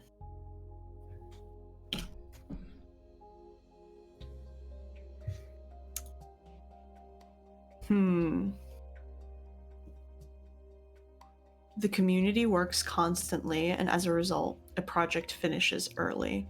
I would say the cultivation probably finishes early because from the discussion and from Ishmael's drive, and as well as the parish helping, the cliffside cultivation would finish ahead of schedule. So that's like the Which is cultivation. So good. yeah, so now we can cut to just the planting.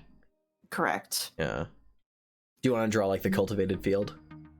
Yeah, I'll go ahead and do that. Just like a stretch of land or whatever. Yeah. Oh, I will add a 5. No, sorry, we said 4, right? Yeah, 4. Yeah. 4 weeks to grow things on the cultivated field. Cool. Cool. And as for what I want to do is, I think we should discuss the wolves. Yeah. So I'll put a dot there. Yeah. And I will start off with positing a question. Mm-hmm. Should we allow the dead to intermingle with the living?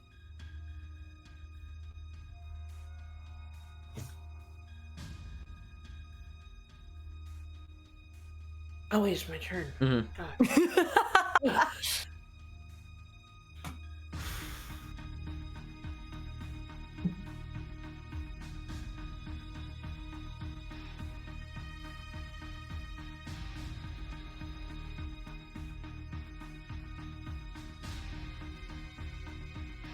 Jesus, how do I word this?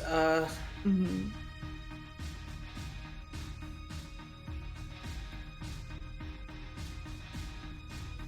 Precautions must be taken. They should be considered in passing. Mm. They have not yet attacked us. We should at least figure out why they want access to the lighthouse. Mhm. All right.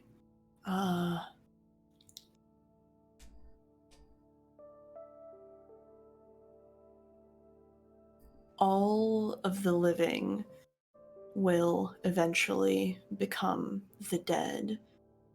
We should keep our futures and our neighbors close at hand. Wisely said. That's my turn. All right. That's the- All right. Autumn.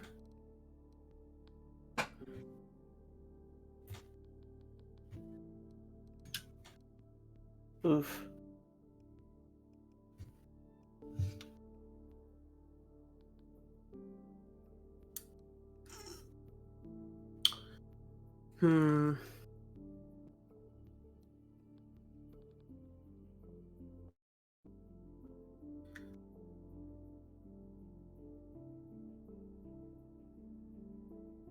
I'm gonna look at the map again real quick. Sure.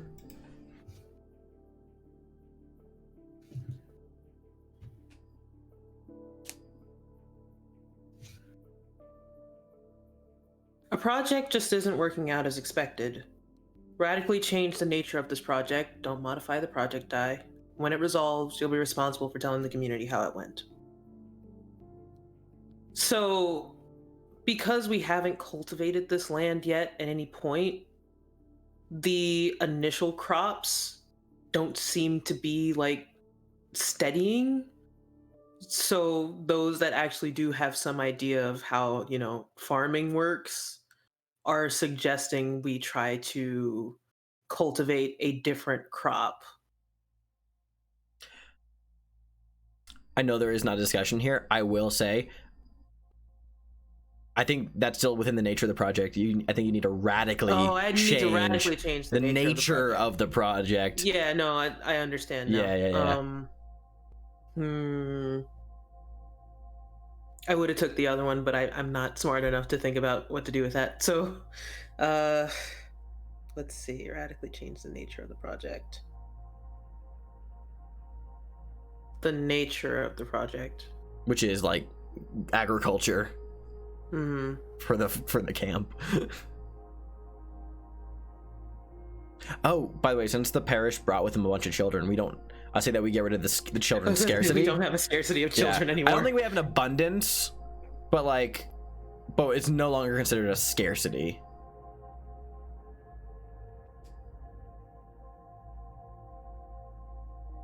I can't think of anything. You can always default to the other one if you can't. Yeah, think I was of about to say I'm gonna have to go to the other one because I can't think of anything. Yeah, you're fine. God. This is a joke when I say it. We're not actually gonna do it. All the children fucking die in a flood. Anyway. Oh shit. I mean, you could say that. You could say that. I don't want to. Okay. Gotta think of something else then. Also, sorry, serotonin. I was gonna say serotonin, but then the pop cap on this literally just bent instead of opening the soda, so that's cool. Thank you. Very cool. I'm gonna take a picture of this because I'm angry. God. Okay.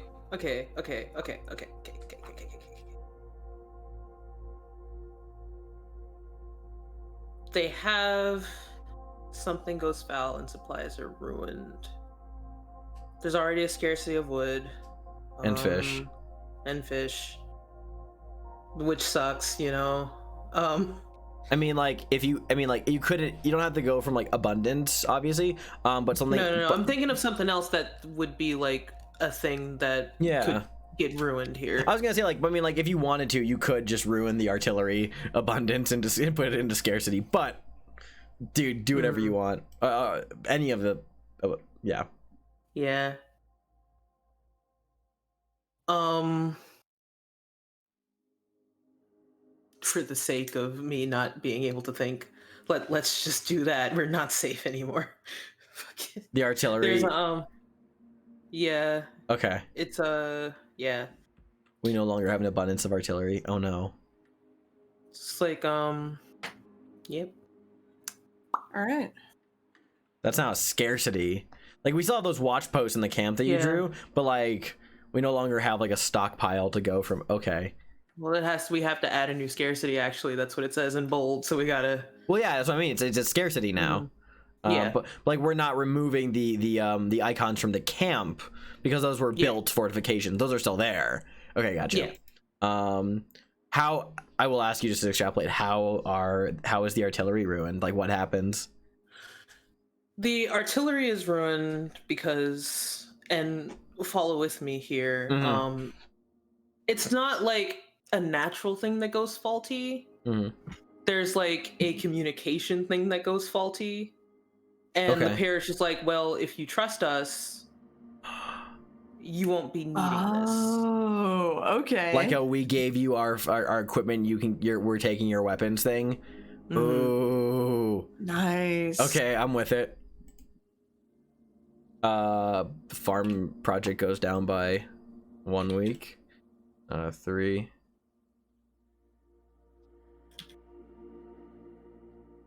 All right. And what? And my action. Yes. I'm not smart enough for this game. Goddamn. Okay. Yeah, you are. The creative bullshit I see you churn out on a daily basis begs to differ. God. Okay. Given how the previous discussion went, I'm gonna say they discover something new. Because I would like to move this wolf thing along. Yes, please. They allow the not ghost wolves, the undead wolves to go into the lighthouse. And at the bottom, they discover that the lighthouse is actually deeper than initially anticipated. Ooh. And it actually is like a deeper chasm into, you know what, I'm coming up with this as I'm speaking. I love it. It's a deeper. So you know how in Hercules there's like the Sea of Souls? Yeah. Oh, that's fuck. down there. No. Oh fuck. Yo. Yeah. It's awesome. Like there's a sea just swirling of souls. Okay. Right. So let's, yeah, bro, represent that on the map however you want. God, I'm gonna use a color. Ooh. Oh my god, a color. Wow. It's the same color as, yeah. Yeah. Oh, damn. Pretend like that's underground. Yeah, I get you. All right, I'm gonna draw an autumn card. Oh no.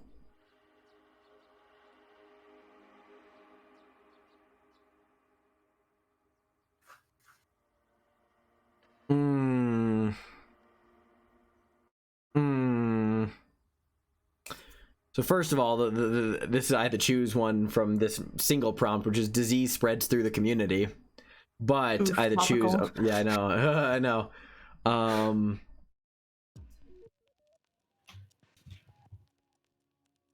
Which is the most interesting? Okay, we have a lot of scarcities as it is. Oh, by the way, yeah, erase. Actually, no, erase children from the scarcity list because we don't have a scarcity of children anymore. Oh yeah, you're right. We still have a lot of scarcities. And we did say that despite all the weird shit, nothing has currently like changed the fact that like Ishmael is like leading a more practical camp. Sure, the parish is got Zelda, their child prophet, and all that, but like, okay, but like there is enough practicality and efficiency in this camp, that it's so you spend the week quarantining and treating the disease. Project dice are not reduced this week. Okay. Yeah. Ishmael's got this shit under lockdown. He's doing just fine.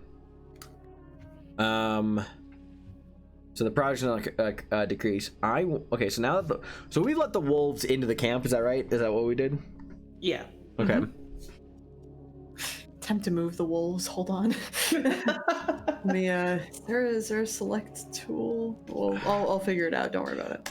I'm gonna start a new project because we only have one on the board. I can't think of anything else to discuss right now. We are going to use the shit from the lab that we dredged up way back when to begin conducting deeper research on the lighthouse and like what's going on beneath it. Okay. I'm open to how long that will take. And I should say, actually, I want to add to this just so it's clear. This is all with the intention of seeing how we can use this to build resources. Yeah. This is not just a reach. This is like, how can we understand this? And, you know, so like how long, I'm open to suggestions here for how long this will take.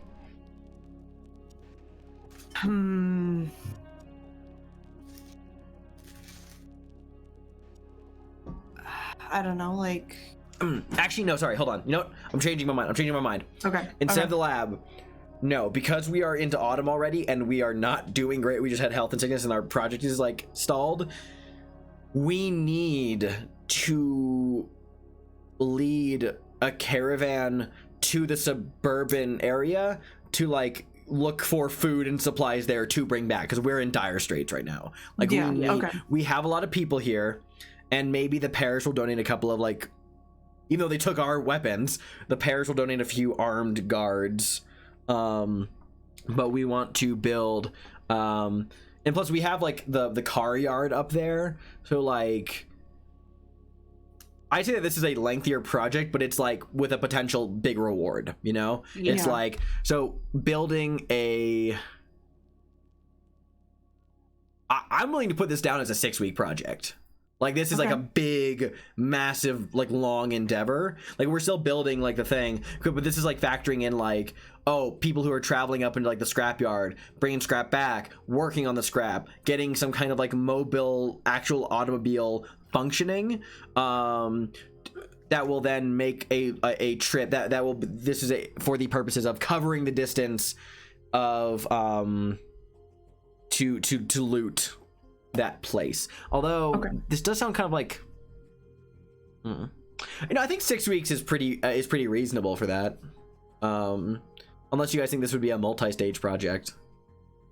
In which case it would be longer than 6 weeks. No, I think 6 is reasonable because we already have an established path to the chop yard We up do. there. Yeah. So Yeah. yeah, 6 would be fine. Cool. All right.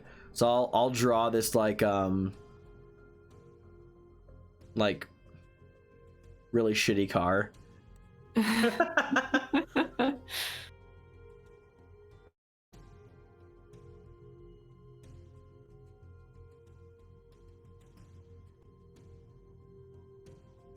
Ta-da.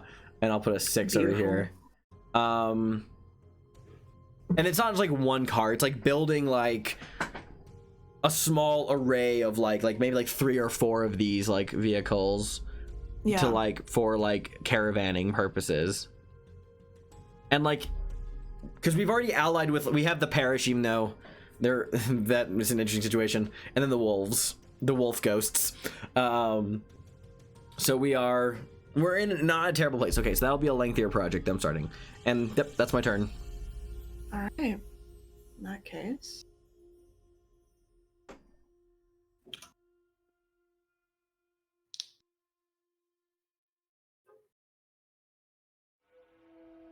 Ooh, okay.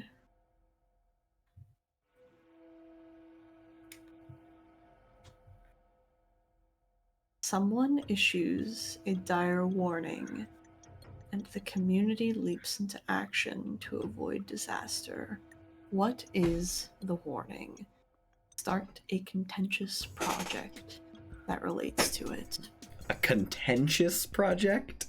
Oh no. Zelda, the child prophet, who has been usurped in a way from her position of power and influence. She prophesizes, and along with the other children in the parish and other followers, she says that the river and well of souls beneath the lighthouse is what is poisoning the ocean. It is what is killing the fish in the land, and we need to block it off if we want to survive. Fuck. So that's going to be the project that she posits. And I'm going to say that it probably would take like 3 or 4 weeks, leaning towards 4. I'd say leaning towards 4 because there is a lot happening right now, and this is gonna be Yeah, there is. And this is definitely contentious. Not just from like, oh, the ghosts are like gonna be contentious. I think that whatever the parish, whatever Zelda decides the parish is going with, but there are people in our community who are like, but we agreed, like we have an alliance, like, so I'd lean towards 4 on the project side. Yeah, Okay. just the politics of the whole thing. Yeah. All right, that's a 4, and knock down your project counters, Xander. Yep. And I will say that That's a shitty 5. I'm redoing that.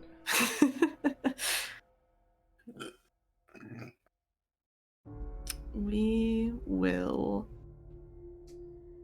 hold a discussion. I think we have a lot of projects on the map. A lot of things have been happening, so I think we're going to hold a discussion. And we will ask, who is it that we should throw our lot in with?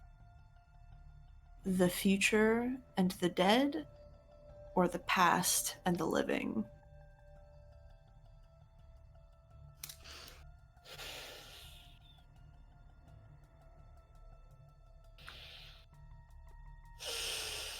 Sorry, I really like wording things in a way that I'm just a dramatic fucking bitch. No. I like that. You I like worded it this way. We can't discuss it. Okay.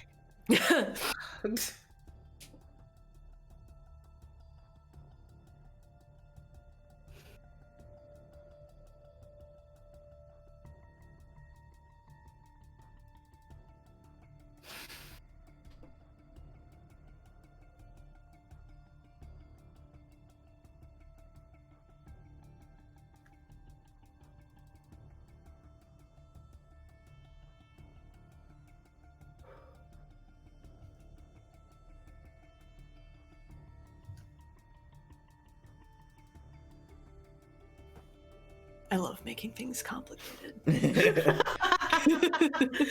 I'm trying to think of how to word this because my brain's just like, well, that makes sense. No, it doesn't. Well, that makes sense. No, it doesn't. Sorry, I'm well aware that I'm the worst. God. Um, Nah, take your time, my friend. yeah, we're making great time. So, Mhm. God,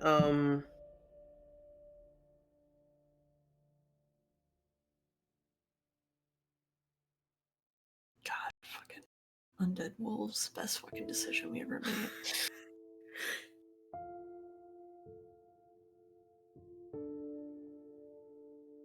oh, that's an angle. Ooh.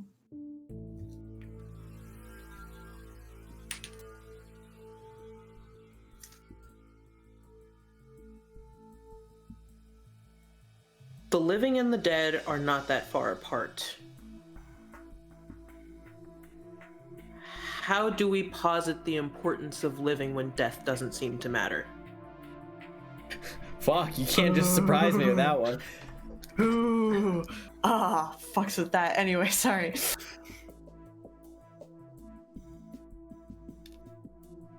We made a promise to the dead, and we also we made a promise to the dead, and we have alternative food sources.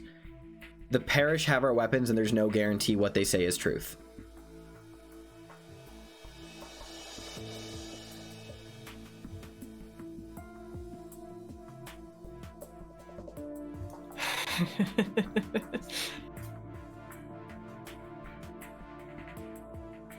Which Agatha is the one that disappeared? Fuck you.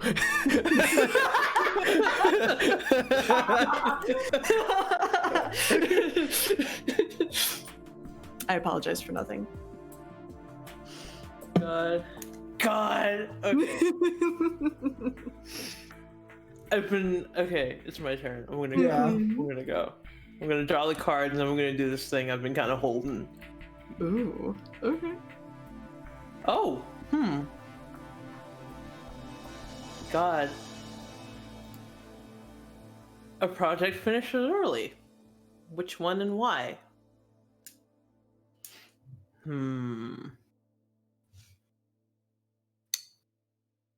We have some interesting projects here. We do. We do. Also, don't forget to bring down your counter.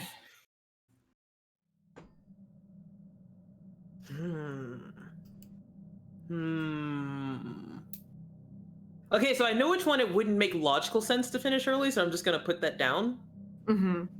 So I'm assuming them going to get supplies is the one that finishes early. And Okay, it finishes sure.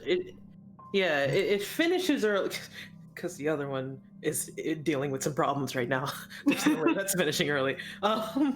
Them going to get supplies finishes early because they end up realizing that the little community that's on the corner of the map is actually like, how do I put this? Is a little bigger than they expected. Okay. And is weirdly like just full of shit, like good shit. You say weirdly. I'm nervous now. Like, as in, like, you'd think an abandoned, like, I'm assuming it's abandoned. You'd think an abandoned community. It's almost as though these people all just got up and walked out. Okay. It's literally just full of supplies. All right. So they bring their shit home.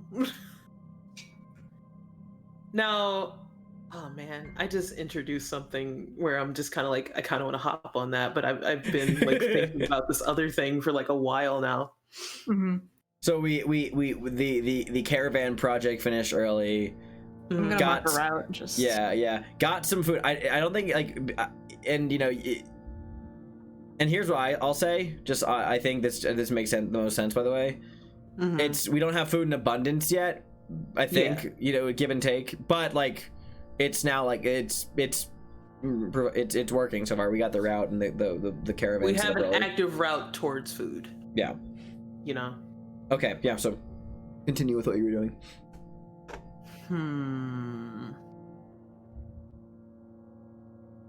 God, I know what I want to do, but it's like, okay, I haven't fully formed the idea, so I might just be talking out my ass here.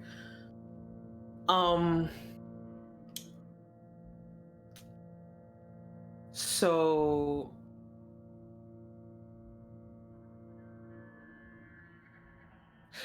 okay. I'm about to pull some shit. Oh yeah. Are you using this to discover something new, like causing a problem? I am going to use the discover something new. Okay. And it's gonna fuck with everything. I am literally looking at everything on the map, and I'm going to fuck with every single thing that's on this map. Good. No. So they discover something new. There's been this I'm going to create a character here. There's been this one guy who's just been really into looking into that underground lab. And he's been trying to crack the case of what's been under there, and today he did. Ooh, okay. So the Ocean of Souls, Iselda, the missing Agatha, the sudden showing of this place called the Parish. Iselda is a prophet, all right. There's writings about this girl. She's way older than she's given off. Okay. She wants to cover the hole. Not just because it might be having like a little bit of an issue with the sea life, but not as much as she's saying it is. According to this work that this other guy has been doing, Iselda and the Parish are like, how do I put this? I'm going to make this worse than what I initially was going to make it. Good. They're a big part of the reason the world ended in the first place. Oh, okay. I'm with you. I'm with you. All right, cool. Cool. Nice. Good to know. All right, let's see what shit happens this week.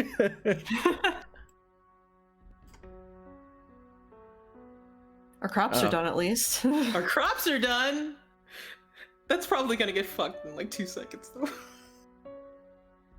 Yeah, I'm actually, because you just said that, bro. Conflict flares up among community members, and as a result, a project fails. I'm gonna have that be the farming project. Oh no. Because of what just happened with what you brought in, a huge confrontation, conflict between the parish and the members of the community, and in some ways a couple of like people who were like with the parish, like a couple of like people who were starting to like lean towards them. This culminates in the fields being salted and burned. So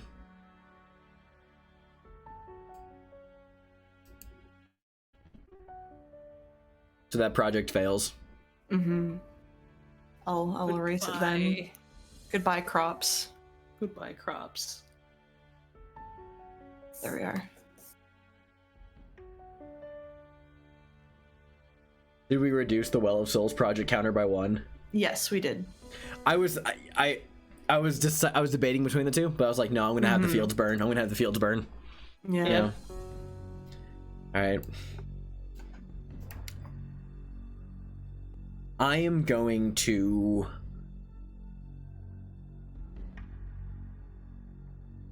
I want to hold a discussion. Okay.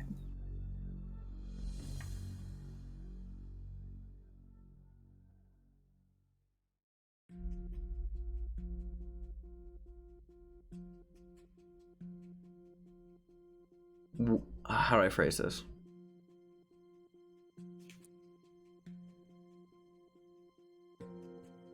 We must ally with the wolves and kill Iselda. All right. Let's see.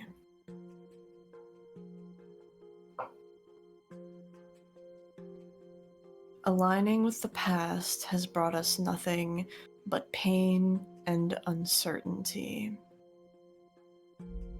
The dead will guide us as they always have.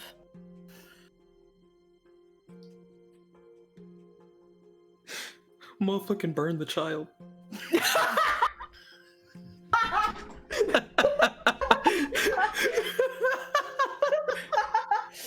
Thank you, Ishmael. People have spoken. People have spoken. The people have spoken. Hey, motherfucking burn the child. What the fuck are we doing? Fuck. Thank you, Ishmael.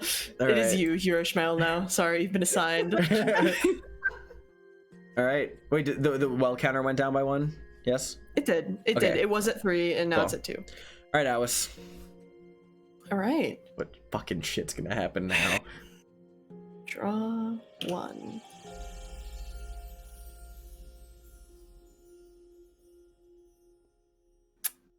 Ooh. Oh my god. Ooh. Hold on, I gotta read this. Oh man. Oh no! Yeah, This is so up to you, Alice. I So know. up to you, Atlas. Oh god, so much depends on how I want to phrase it and how Yeah. much I want to go along with the. All right. The weakest among you dies. Who is to blame for their death? The weakest among us is indeed Iselda. She dies in a way where nobody can pin the blame on any one person, but in the night, her throat has been torn out, whether it is through the jaws of a wolf or through the sharp instruments of a living human. Nobody knows, and who is to say what actually happened. But the reality remains is that the small prophetess is gone, and as such her influence now fades. Now, as for what I want to do for my action, I think that warrants our abundancy no longer here. I don't think the parish is willing to give us any semblance of industry. 100%. Yeah. As an action, instead of starting a project, I want to stop the well project. Would that be a fair use, would you say? Interesting. Because is the well project just researching the well or closing the well? It was closing It the was well. closing the well. Yes. Oh man. Okay. Yeah. Okay. Let me take a look at the rulebook really quickly. Sure. They're just like, what if we want to stop a project? We didn't write that in. Because I would think after Isilda's death, since it was her command, it would make sense to stop it as the community aligned with the dead. I think honestly, you could just phrase it as discover something new, and the problem is that this shuts down the well project. Excellent.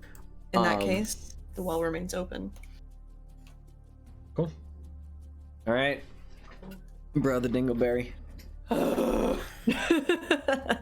so worried we're gonna run out of cards right now, and then the first thing we draw is just gonna be like, "Hey, would you like it to be winter now?" That's how it goes. God. That was the last autumn card. Oh God. Oh God. Not okay. Oh. Okay.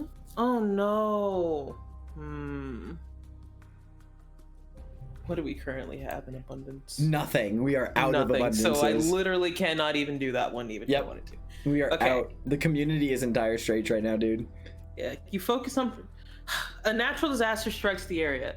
Choose one. You focus on protecting your supplies and hard work at any cost. Several people die as a result. All right. So there was once again a massive hecking flood. Mm-hmm. How do I want to do this?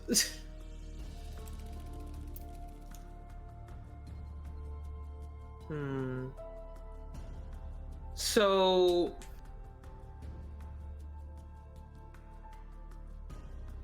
God, it's almost to an extent where people wonder if this is like a curse from Zelda. Right. Oh. And because several people have died as a result, the thing is, people from the parish are like, okay, how do I phrase this? It may cause several people die as a result. It's like,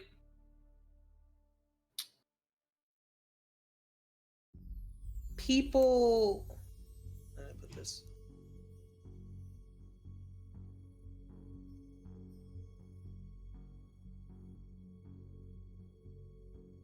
Ooh, that would. Let's cause some trouble. Uh-oh. Yes. All right, so several people die as a result, and the idea is people start like pointing fingers at each other about who killed Zelda. Mm-hmm. Because they're just like, this has to be that person's fault. They're kind of on a witch hunt. Like, there's people here who are now kind of on a witch hunt. So while several people die, okay, while the natural disaster like killed one or two people, like a couple people, and knocked some things out, but not like enough for it to cause a scarcity. The disaster also caused like some other deaths by human hands. Oh, gotcha. I'm with it. It's like, all right. What do I want to do? We don't have any. I by the way, sorry, I would like to say, by the way, real quick, that since I just popped in my head, by the way, because I think this might be something to keep in mind. Actually, no, my turn's next. I'll hold on to that. Never mind. Go off. Well, now I want to know. No, next turn. Next turn. Jesus. Okay. Watch the game fucking end next turn. It'll be something that happens before, because I'll just bring it up at the start of my turn. Okay.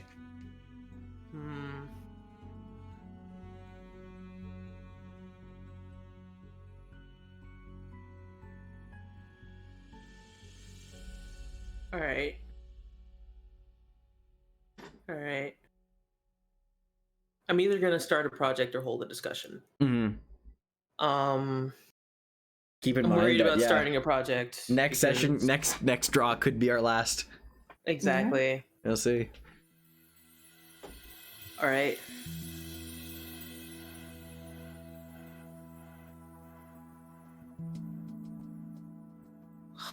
God. Okay, I'm gonna hold a discussion.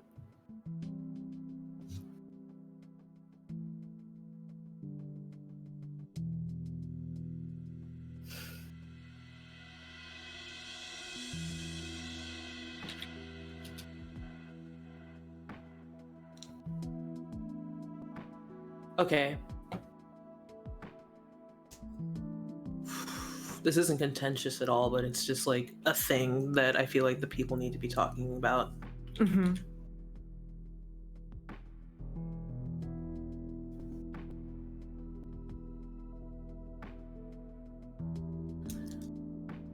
It's gonna be 4 sentences. I know it's one to That's two, fine. but they're very short. We need to be looking inward. We need to hold things together. Winter is coming. Our only allies are the dead. We have a well of souls at our feet. We can use that for our own good.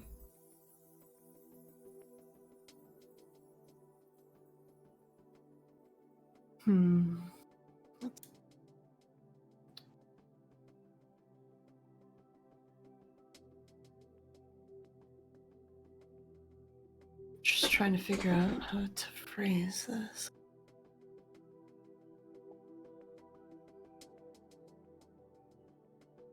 If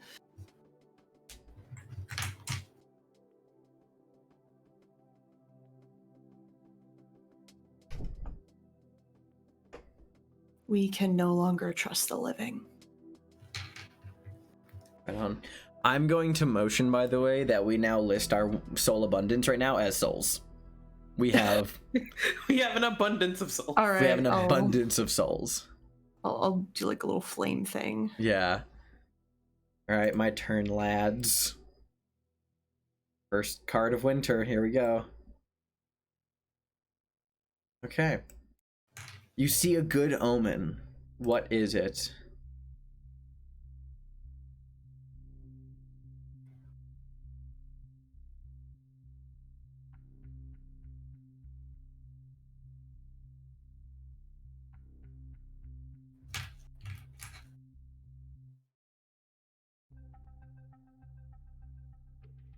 Oh man, hold on.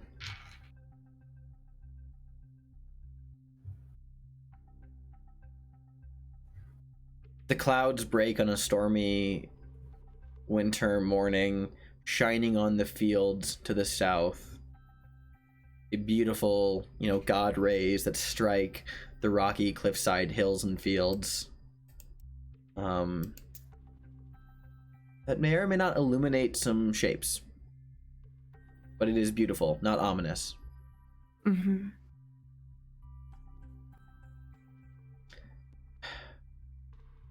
And I'm going to introduce something. I'm gonna introduce something new.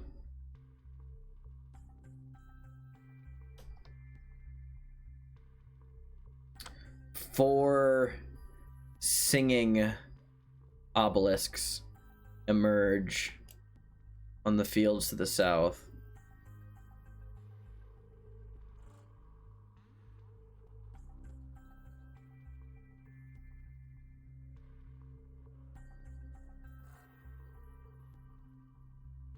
Those who were killed within the last couple of weeks do not return as the spirits of the dead. However, the camp is not perturbed by that, neither are the dead. There is something positive here. This goes in hand in hand with the good omen. Okay. Okay. All right. In that case, it is my turn. Winter.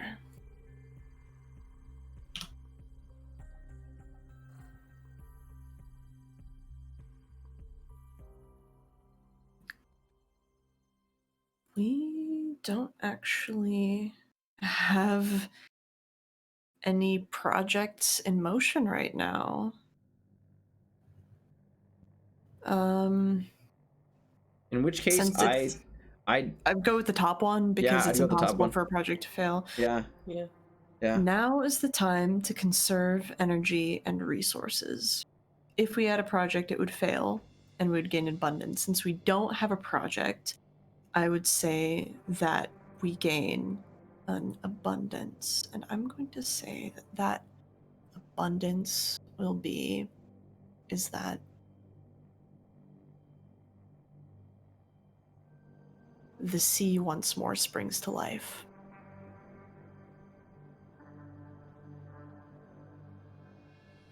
Ooh, guess I gotta remove that X from that. Finally. Food. So We have I'll food. remove the fish and put it into the abundant section up here. Cool. We are flush with souls and fish. And I think that we are going to... We're going to start a project. And instead of delving down below the lighthouse, instead, we are going to mount an expedition to the top for the voices, to see what has happened there and Oh wow. find what is going on, and find perhaps even which Agatha was the one that went missing and which one stayed behind. So our project is to ascend the previously abandoned lighthouse and see what appears for us at the top and what that means. I'd be willing to say that that's just a week. Yeah, That's just a week. A week. If we weren't working in terms of weeks, I'd be like a night. Yeah, right. Yeah, right? All right. Okay. The world ends right All before right. they figure out. God. All right, it's my turn. Yeah. Mm-hmm. Time to pull a Vinta card. Oh, okay. God.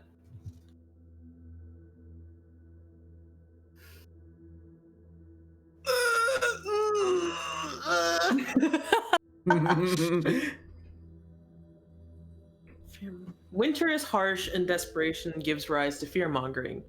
Choose one.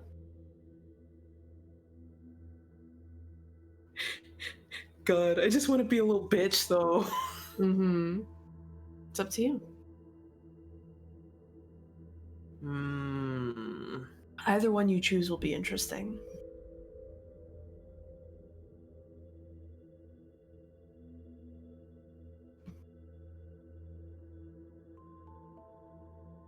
God.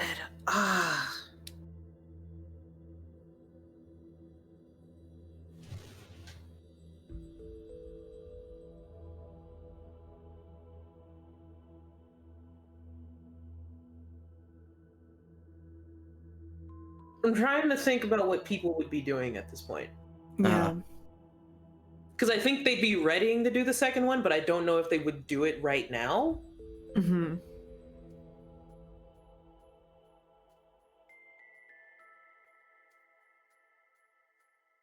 But it'd be so cool if they were. I think. Are you just sitting here wanting to declare war on the parish? Yeah. I mean, the ships are right there, and we have what's left of our artillery. I don't know. Anyway, sorry, discussion's not allowed. No, it's not allowed. Not allowed. Discussion's not allowed, and it makes me so angry. No, you've got to choose. God. This is your choice.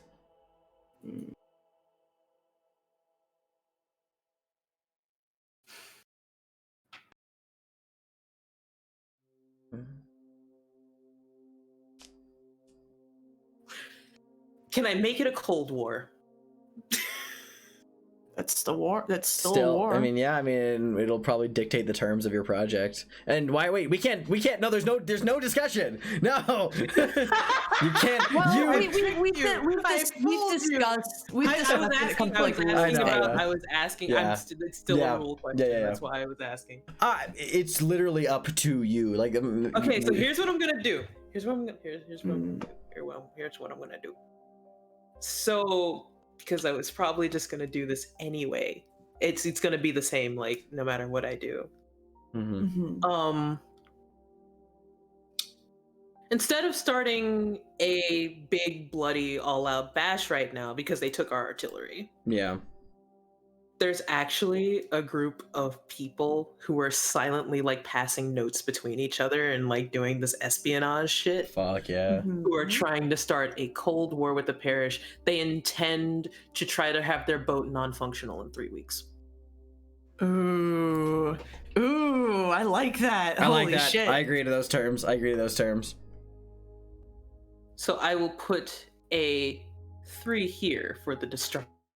The ascend to the top of the lighthouse project is finished, by the way. It sure does. It sure is. That was, how does it end? No. Oh wait, do you get to determine that? Yeah. Okay. No. Atlas does get to determine. I meant to say yes. Okay. I believe so. Let me double check. I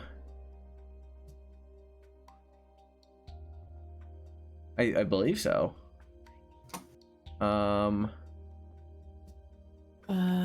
When project, whoever started the project gets to tell everyone how it turns out. Yep. So that would be you, Atlas. Okay. So as members of the community spend their time ascending to the top of the lighthouse, following the whispers as they climb the stairs, they get to the top of the lighthouse and they don't find anything at first. The bulb has been long dead and burnt out, but they look out across the land and they see something different from what is there now. Whether it is a vision of the past or the future, they can't tell, but it is something else entirely. Very cool. All right. And what did you want to do as your action? Oh wait, you still have your action. I thought that this counts as starting a project was in fact my action. No, it's that you have to as part of the action. You you still have to make your choice. Yeah. Jeez, I still gotta do things. It does say it counts as starting a project. Oh, I see. That's phrased differently. Okay. Yeah. So then that superseded your choice. Okay, gotcha. So then that is okay. So now it's my turn to draw a card. Mm-hmm. All right.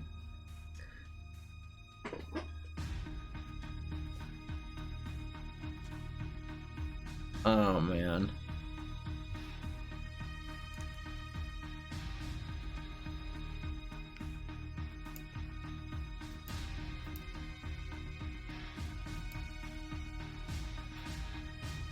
Yeah.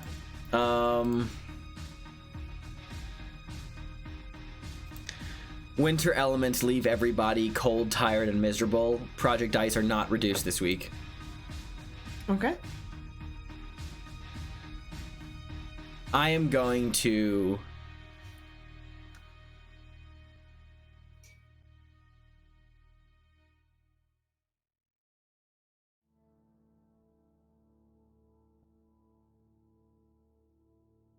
I want to start a project as... hold on.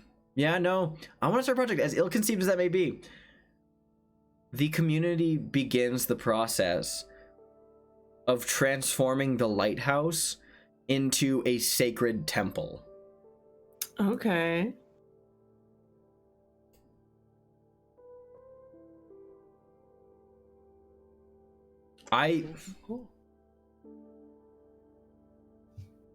Given that we have no other construction projects, only a project of a Cold War, and we have magic on our side and tireless workforces, I'd say that this could be done within 2 weeks, possibly. Yeah, +1 on that because the majority of the infrastructure and the building itself is already in place. Exactly, yeah. Yeah. It's just adding a religious element.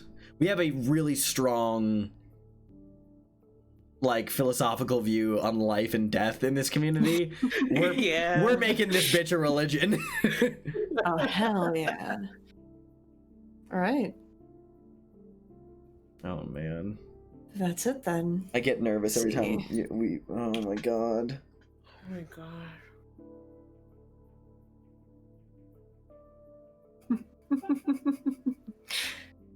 The Frost Shepherds arrive. The game is over. And that's it. That's the game. That's the quiet year. That's it.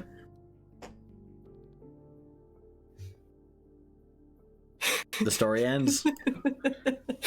Oh, it makes me very happy that we drew it at that time, that specific moment. I have a theory on a toss around because, by the way, at the end of the game, it is, once the game is over, we are now fine to talk about what the Frost Shepherds might have been, what their arrival might meant for the community, or any other situations, whatever. Like, we can talk, all limits are placed on communication. I have a theory I would like to throw around here. Okay. I think the Frost Shepherds were the original whispering voices that we heard. Ooh, I like that. Where once they accepted it, they arrived. Once they paved the way for that. Oh, I like that. That's really cool. God.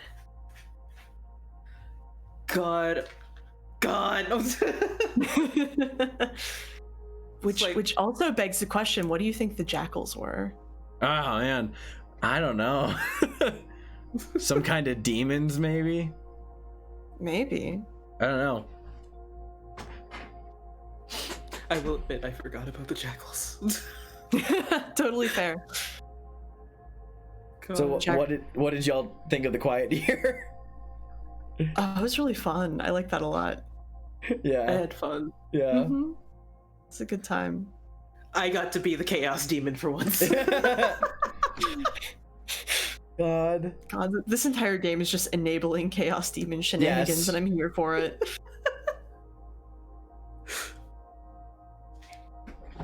God.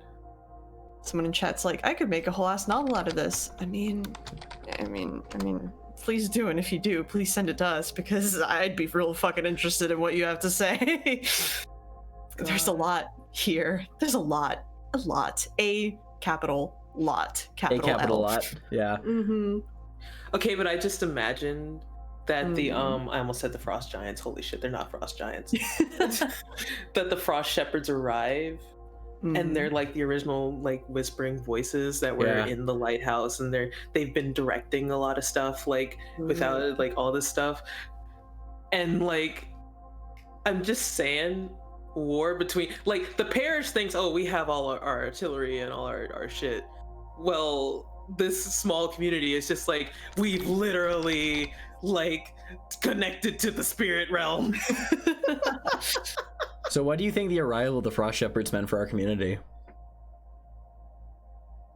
I think that it was actually a good thing because just the within the framework of how we were working with the undead and the spirits and the well of souls and all that, that sort of that sort of background combined with the like connotation of the word shepherd as being a more positive thing makes, at least for me, it gives the impression of this is a more positive, development. These are a positive sort of folk, whatever they are, that will, either reward us or keep us safe.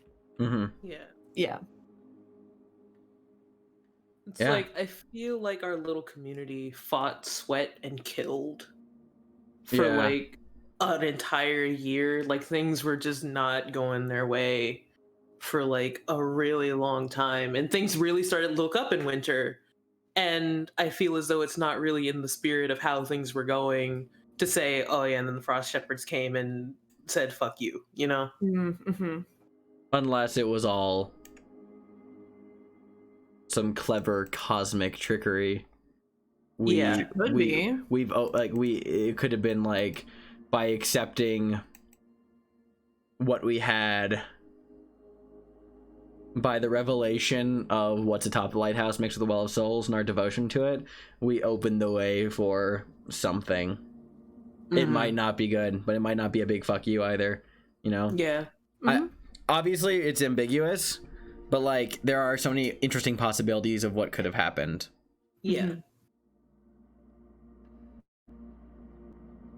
Very neat. I choose to believe that this one was positive, though. Another time, a different community, who knows? But this one, I like to think that they turned out okay as one could be. Yeah. Correct.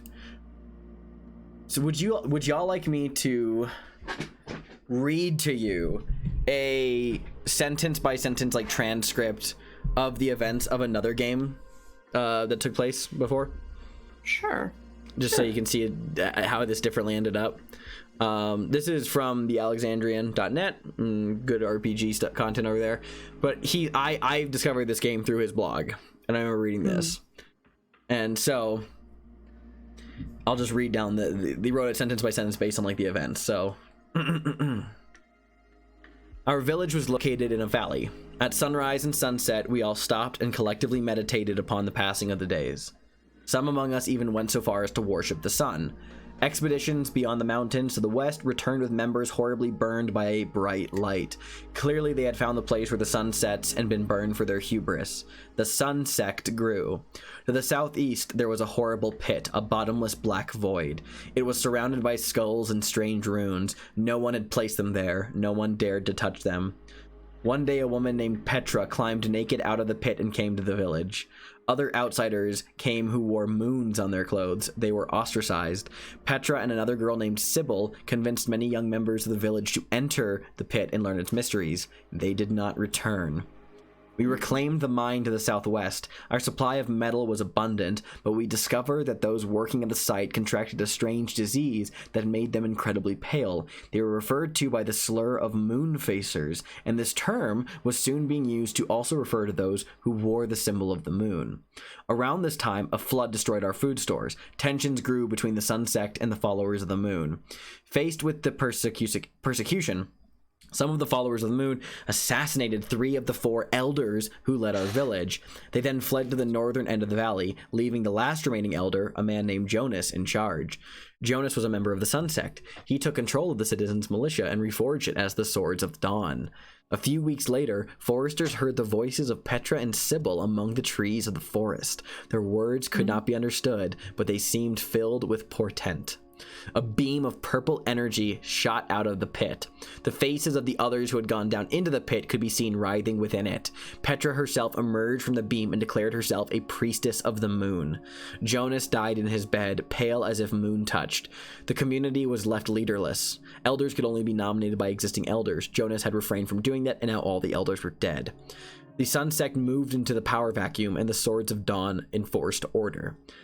The Sun Sect declared that the pit had grown ascendant because we had turned our back on the sun. They decreed that a child must be taken to the highest mountain in the east and sacrificed to the rising sun. This was done. Almost the entire Sun Sect marched up to the mountain peak. But as the sacrifice was about to be performed, a huge avalanche wiped out the entire expedition. Petra and the Moonfacers took control of the village. A string of murders followed, leaving mutilated bodies in the woods. Then the beam of energy from the pit washed across the sky, blotting out the sun. One of the last surviving members of the Sun Sect, angry, vindictive, and driven mad by this last divine sign, set fire to the forest. Our stores of lumber and the entire northern forest were destroyed. When the envoys from the south arrived to trade their grain for our lumber, we were unable to pay them. Trade collapsed. The famine worsened. But the morning after the fire, a beam of golden energy shot up into the sky from the site of the child's sacrifice. So there was a golden beam to the northeast and a purple-black beam to the southeast. A new religious leader emerged. Ren argued that we had strayed too far from the way of the sun, and we needed to sacrifice more children into the sun's golden beam to at least match the number who had passed into the pit.